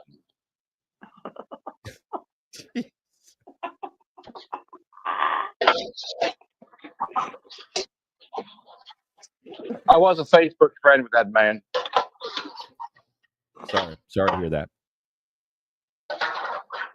But I think most activists are bipolar, fucked up lunatics. And he fits right back in. I can't block him enough. Governor Murphy, what did you think about Don's attempt to try to attack Mr. John A. Light? Who did he try? He tried to attack John A. Light from Englishtown. The mayor. The mayor's appointee. Well, I hate politicians. So, especially Republicans, right? I'm coming out of Governor Murphy here. I don't mind anybody roughing up politicians, but that being said, hey, I saw what was said. I saw how the meeting went. Weird, So, and I think there's a lot of animosity. And what's weird is that shouldn't extend into the public activism, but it does. And here we are on a radio show doing it again. So go fuck yourself, Tom. All right, I'm kidding, by the way. Go fuck yourself, Lefty, and Mike, too, because you're all animals.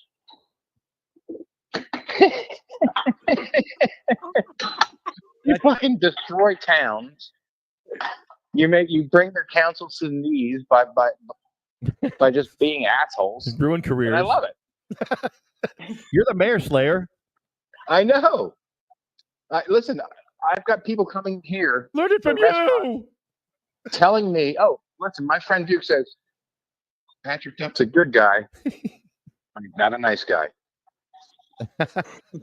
Yeah, that's great. That's great. I had a lot of people coming here to the restaurant. I've got a lot of people coming who are doing this now. It's spread like wildfire. So, this is what you're doing. It's doing the same thing. It's inspiring people, even if it's inspiring people like Don Edelman, which is, it's something. It's an interesting perspective. I hear what you're saying there. Yeah. So sometimes when you inspire, you're not going to enjoy the product of the inspiration, but you definitely help inspire it. Yeah. So Don's like, sometimes when you take a shit and you look back at the toilet, you're like, wow, that was a grand fucking shit. Oh, he's just a little turd in a toilet. You thought it was a good turd, and it really wasn't. It had long hair. A little tiny turd with long hair. It's funny. Oh, I'm going to put you on with Steve Ronco. Hold on. We're going to do this. Hold on. We're going to add you on. Hold on. All right. We got Steve and Pat on the line now. Can you guys hear? Oh, Jesus. Probably not. Did I screw up? Yes, I did. There you go. Back. You're back. Okay. Steve and Pat, can I hear you? I can hear you now. I hear you. Hey, what's going on? What up? Hey, Steve. I'm drinking some beers here. I think you guys are jealous of Don Ketamine. I think you're licking too much dog butt, Steve. Well, that's only in the morning.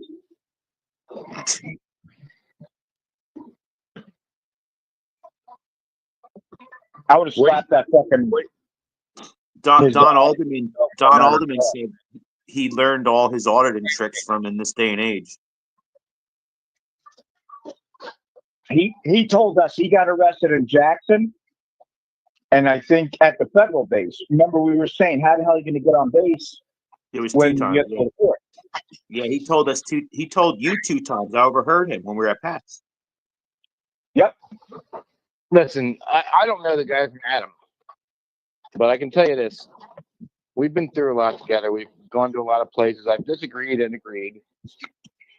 Listen, I don't go out and bust anybody, you know. Like Yeah, he was threatening to fight you guys. Activists shouldn't do that to each other in public. Yeah.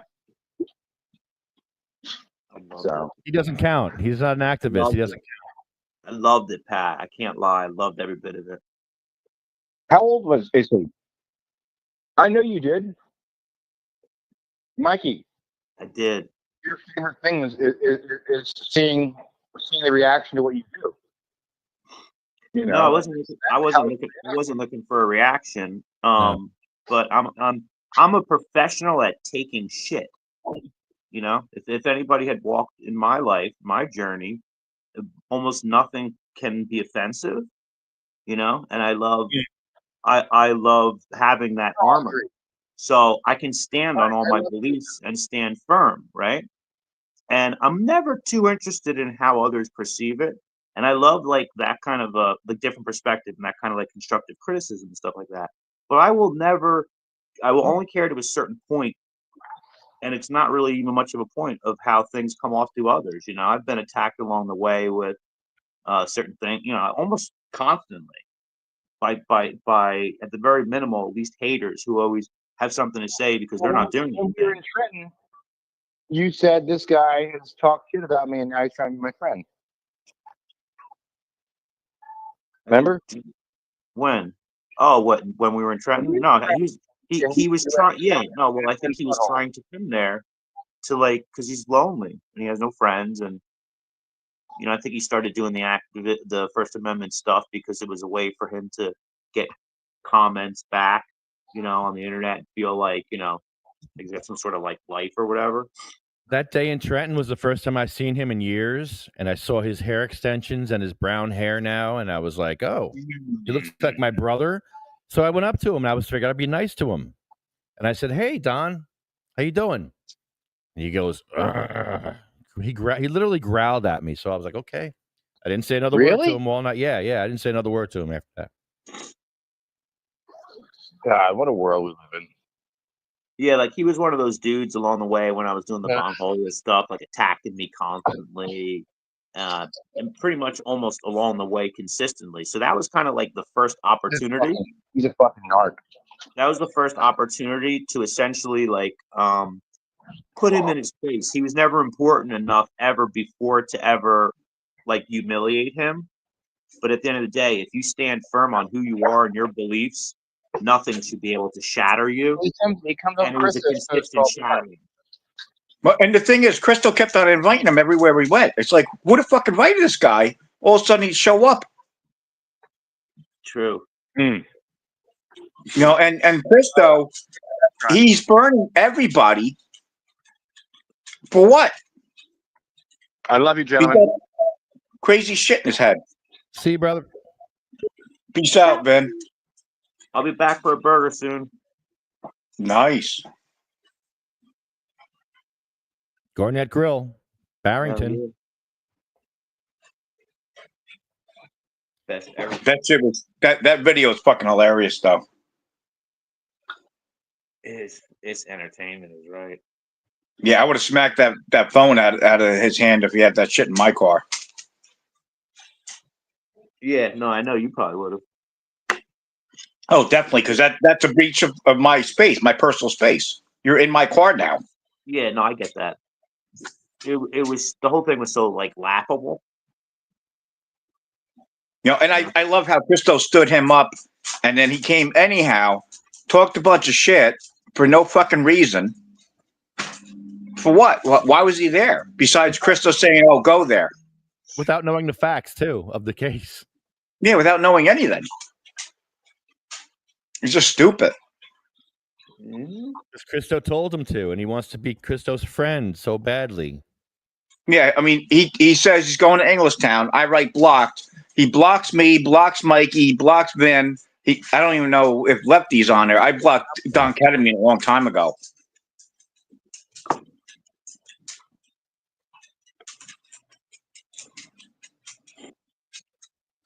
Yeah. I just ain't got time for the bullshit. I really don't. That's just stupid. I don't get it. You know, and he's Johnny come lately too, because like to me, all this shit's winding down.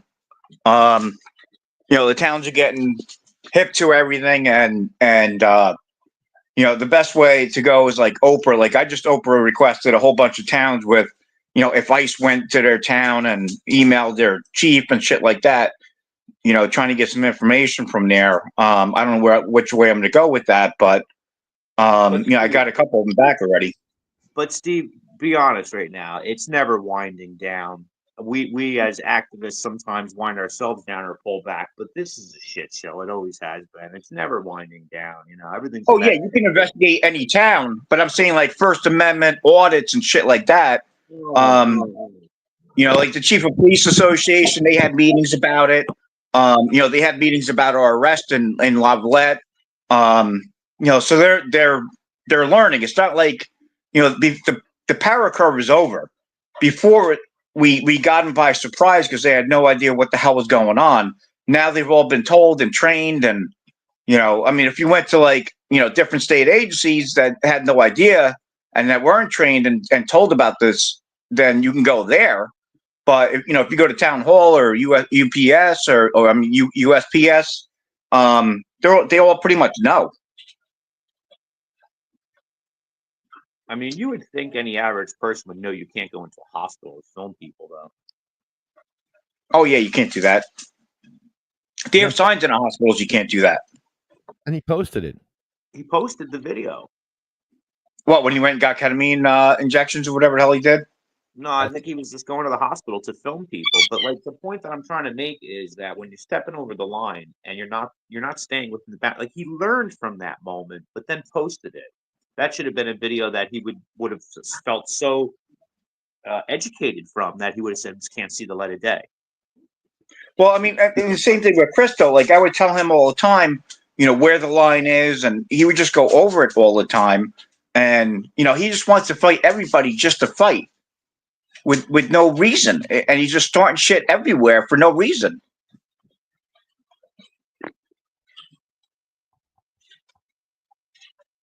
I had a nice little presentation ready for the next Edison meeting too, but whatever. Yeah, man, it's just stupid, you know. And we all came there to help him out, and you know, it's all about him. Oh, I wasn't on Fox News, and I was this about me. I mean, granted, they passed the ordinance about him, but you know, he's yelling at Joel Bashoff and shit like that. That, you know, he took his thunder away. Dude, you took your own thunder away. No, I know. I hate it. I hate it. Well, I hate this more. This is the list, and I'm going to start right now with Cheryl Miller. Cheryl Miller is Jim's late wife. She had multiple sclerosis. And she used cannabis, and she fought for patients' rights from her wheelchair. Mm-hmm. And the Jeff sicker, O. the more powerful she got, the sicker she got. Sabina Rose, 15-month-old baby from a 25-hour seizure. These people should not be on this list. She should be a teenager by now, doing fun stuff. Diane, Gracie, Cindy Mae, Marie, Jack, Joan, Randy, Polly, Bill, Chad, Jeremy, Colette, Matt, Troy, Russ, Roger, Jay, Ella, Hattie, Jackie, Anthony, Jake, Armando, Felicia, Lynn, Dan, Sean, Joyce, Lori, Frank, Brian, Flo, Carl, Thorne, Frank, Lorraine, Terry, Charlotte, Cher, Jaybird, Michael, Marley, Colette, Brendan, Red, Rico, Lou, Becky, Lawanda, Chip, Paul, Lisa, Marcus, Gary, Julia, and Jeff Oakes.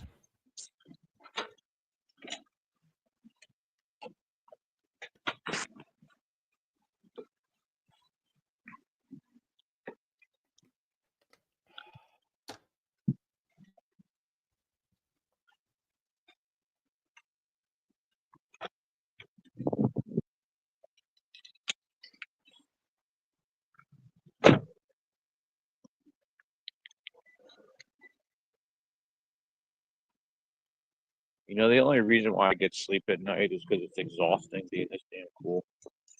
Yeah.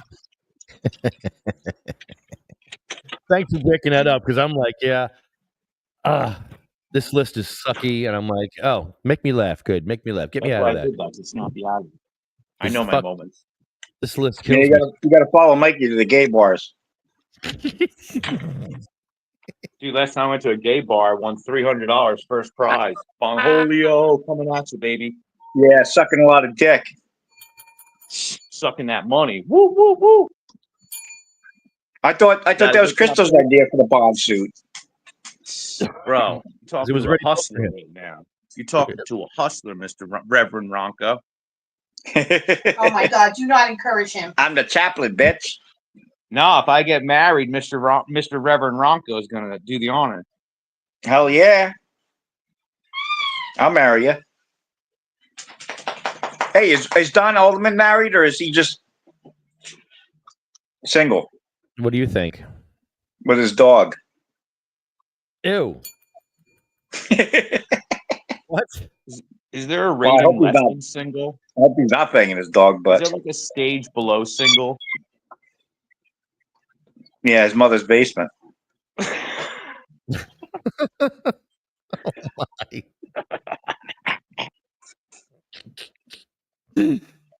Oh, And so that was funny last night how he was like, well, when I get my 1983 lawsuit, it's like, dude, you're going to be found fucking guilty, just like Christo was. You have to And beat we already the charge- filed our you'd have to fucking beat the lawsuit. charge first. He's got to be found guilty is the whole point of it. Yeah. And the thing is, so when you're in places where they're like, oh, you're not allowed back here, a judge, especially municipal court levels, will be like, yeah, you're not allowed back there.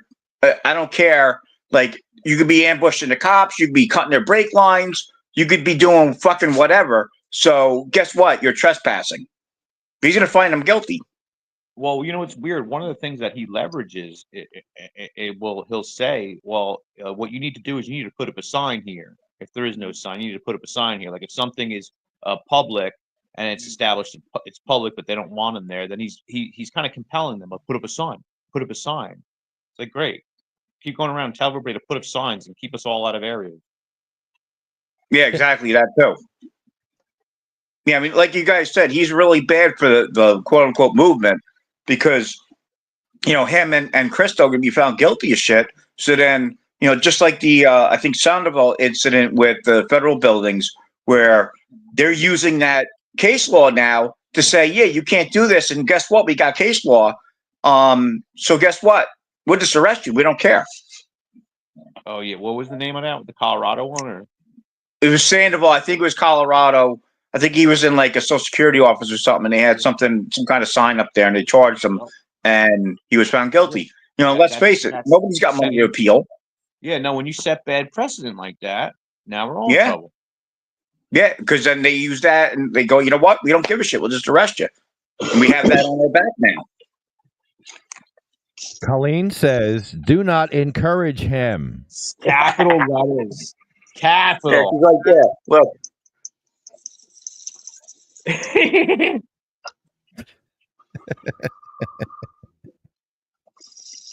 Paco, what are you smoking on, man? I'm just chilling right now like a villain on penicillin with Bob Dylan. I'm smoking on OG Kush. Whoop whoop. Word. Hash rosin. Yeah, kind of figured it was some kind of crazy rosin. Eat some gummies, Steve. Join the group high. Yeah, I take that and go to sleep. That's it. I mean, I ate 2 grams of RSO when I first hopped on here.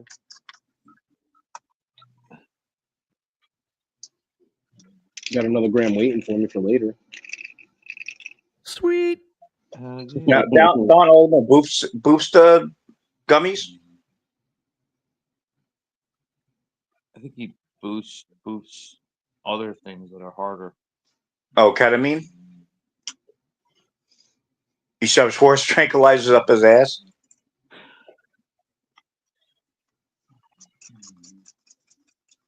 He's just a fucking slow guy. Like, I don't get it.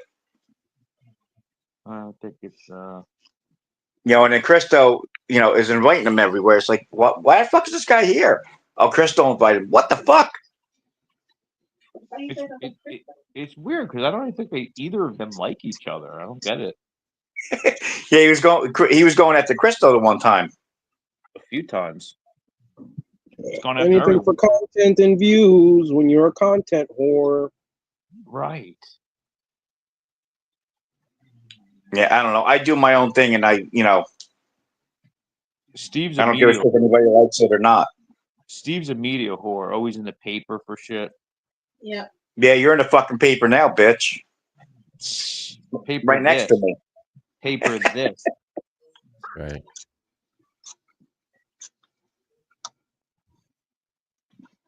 Next door.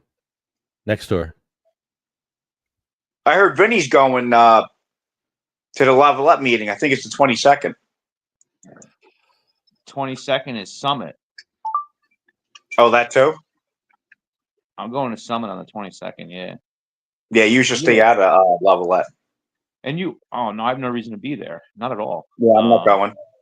Before Leo Bridgewater came on the podcast, and my takeaway from all the stuff he said was the fact that New Jersey is #1 in homelessness now, which is something I had just discovered recently.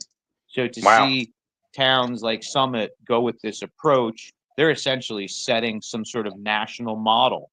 Wait, who said So that? That New Jersey is #1 in homelessness? Number one? How are we number one? No, it's not. Definitely not, because you have LA Skid Row and you have Portland, Oregon, where people literally line the streets. Hundreds of thousands of people living on the streets in Oregon.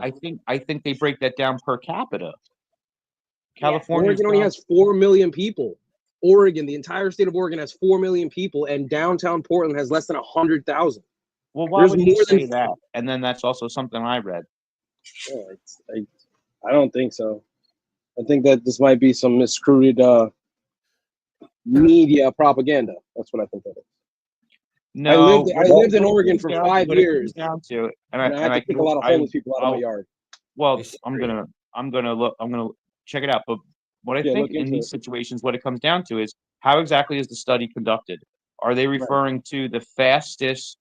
Are they talking per capita, or are they talking the on the rise, the fastest? You know, the more uptick than any other state. Well, pitch a tent in front of the mayor's house. You see how many times they count statistic that New Jersey is leading in with homelessness, and it might be more people becoming homelessness in the state more than any other state. It might be that how they break it down, but there is a study. New York, and Vermont. There's something there. Per capita. Overall. California overall. Yeah, the LA Skid Row, they have like a whole town full of homeless people in Camden. What place in is Oregon? The point. You should see the Skid Row over there. The point that I'm trying to make is what Summit, New Jersey is doing essentially will create a national model to criminalize homelessness. Oregon did that in 2020. I'm pretty sure there's a Supreme Court ruling saying that they can't do that. Oregon did it or the city of Portland did it in Oregon in 2020, where they literally criminalized homelessness, and you're not allowed to park or put up a tent anywhere in public. So and at first you could. That was legal. You can park in any public park that is owned by the city or state and live in it and camp out. I don't think the Supreme Court has ruled on that, Steve, because of the fact that Yeah, they have. Colleen just pulled it up. well then, but Morristown introduced a similar ordinance. It got shot down because of public backlash. They've introduced this ordinance in Summit. If they've already done it in Oregon, which is what Paco is claiming here, then that means that I understand states the way they just ignore federal law like that. Well, they could punish you for setting up a tent, in the street or I guess public areas. So, I mean, many states move forward with things that are against federal Supreme rulings. We know that. Sure. But That's the Supreme Court case. That's what they said, that you could be punished for camping in public. It is not considered cruel and unusual under the 8th Amendment. I heard Bongholia pitches a tent when he goes into Summit.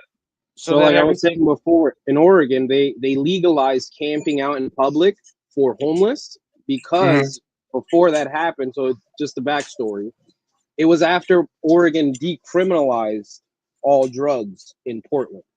So you were not getting in trouble for any type of drug. So a lot of drug addicts moved to Oregon because it only rains there, it never snows. So you can deal with rain as opposed to snow being homeless. So what they would do is they would buy RVs and just park them in the street and then pitch a camp right on the street, RV style. I understand what you're saying, but they reversed it recently. What I'm saying is nobody's going to flock to Summit to get fined for camping. Right. To impose up to a $2,000 fine and up to 90 days in jail is a way of criminalizing homelessness that nobody is going to go there. It's a way to get people out. There's 5 residents is what they're claiming. 5 residents. I watched the last meeting. Thankfully, they taped their meetings and you can watch them on YouTube. They're already getting backlash amongst the people on the committee. The person who brought the attention, who introduced this ordinance, and I don't even want to say claim, but I am curious about the origin of how this all started. But he's saying that his 11-year-old daughter was held at night point by a homeless person. A homeless person. But then he ran with the narrative, a homeless person doesn't want help. They started a homeless task force in Summit about a year ago, and the numbers have improved. They found 20 people housing, permanent housing, and there's five people that they're saying who still doesn't have permanent housing. So it seems as if they're creating these penalties for the most 5 vulnerable people in town. I just don't think it makes any sense. And Morristown, who introduced a similar ordinance that got shot down, took the model of Summit and has reduced their homelessness, and it has shown good progress. And the lawyer is a son of a gun. So I'm going there on the 22nd. That's the exact same thing in Portland. So Portland did the exact same thing. They enacted the ordinance June 24th of 2024 last year, and it was started enforcement of July 1st, 2024. So if you are homeless and there are open shelter beds and you do not want to take those shelter beds, then they criminalize living on the streets and homelessness. It says here they can go to jail, and it also says that they also get a fine and go to jail on top of not receiving the help from the. Thank you for providing all that information. So that's essentially what Summit is then. So Summit, what they're trying to do is they're trying to take that same model, because it's the people who are not willing to get help as the way that as government is seeing it. Well, it's more dangerous to be if you're under that criteria and you're not willing to get the help, then they're going to impose these fines and this jail time. I guess the point that I'm trying to make is, where else on the East Coast are they doing that? Jersey's one of the only ones. Tom's River, they're having some issues with but they're not imposing a fine or jail time on them. Yeah. That they're going to if Summit passes it. Well, they're talking. Tom's River's talking about it behind the scenes about doing the same kind of thing. Because I remember they were doing that in New York City for a while too. Yeah, but But my point is, if it passes in Summit, then it's going to be really easy for the next town, who is now going to bring the talk behind the scenes and put it to the on, and they're going to introduce it, and they're going to follow. Yeah, that. they don't have lawyers, so it's going to be they're going to get railroaded.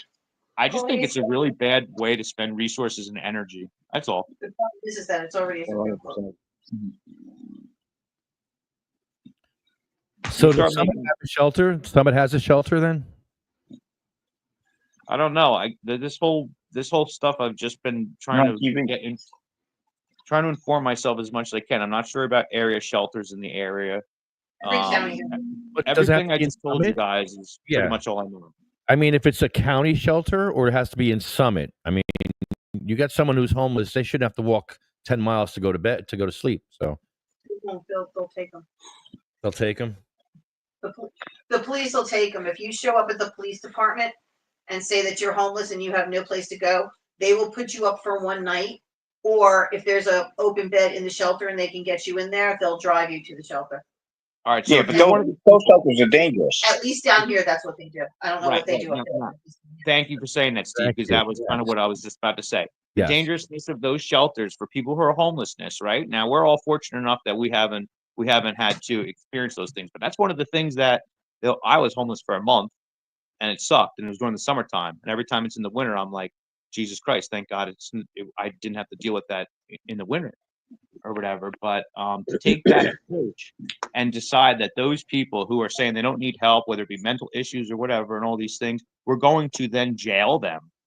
That's the solution. We're going to jail them. That's not the America that I understand. That's not the America that I feel like I good. I don't like it.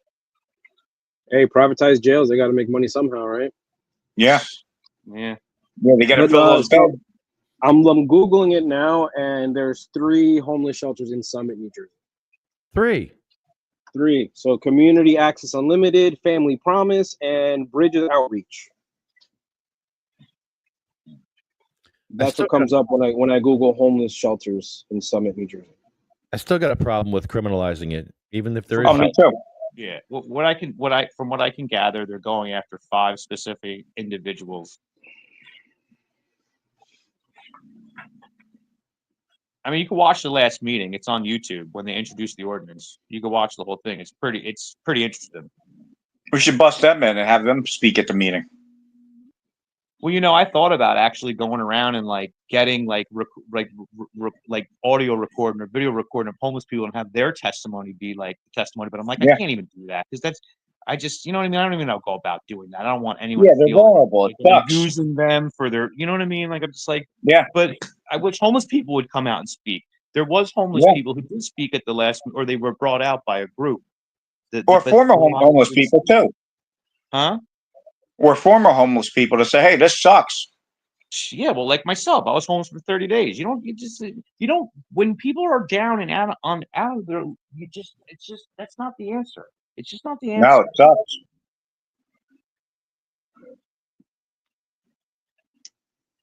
Well, guys, thank you. Thanks for tuning in. Thanks for joining in. I'm going to go have some and get something to eat. Have a good night, guys. Get home safe, Lefty. Hell yeah. Everybody do something nice for themselves tonight. You, and you. I'm going to take a fat ass bath. There you go. I'm going to take a bubble Hey, Mikey, check your Facebook Messenger. I just sent you the article for the Portland enforcement, so you can see that and compare notes. Cool. But like I said, Oregon was crazy because they were just like open floodgates when all drugs were legal. So it was like every single homeless person with a drug addiction there. You know what I mean? So like that's why they started enforcing it, because like understandable, those people were down on their luck, but they were also criminals, unfortunately. A lot of them were breaking and entering and stealing, and that's why they had to like immediately enforce. Well, I'm those sure are that's the not arguments. happening in Summit with the 5 people that are actually homeless and down on their luck. You know what I mean? Like those are people who are strung out on drugs and they're like need their drug fix, so they're getting any way they can. You know what I mean? So it's those kinds of things that they describe those few people as those are the issues. Like exactly all those things that you just meant. All those talking points were spoken out against people who want to criminalize it. right. And that's the thing. It's like, imagine like Why don't they just get them help that they need? I'm sure there's programs they can put them in to get them fucking clean. I'm sure people would be a little more akin to it instead of being criminalized about it, you know? We gotta love our brothers and love our sisters. That's it. But you guys have a good night. I'm out of here. I gotta go walk the dog. Later, Thanks, boys. guys. All right, good night, guys. Get home safe, Lefty. Thanks. You too. They shall grow not old, as we that are left grow old. Age shall not weary them, nor the years condemn. At the going down of the sun, and in the morning we will remember them. Thanks, everybody. See you next time.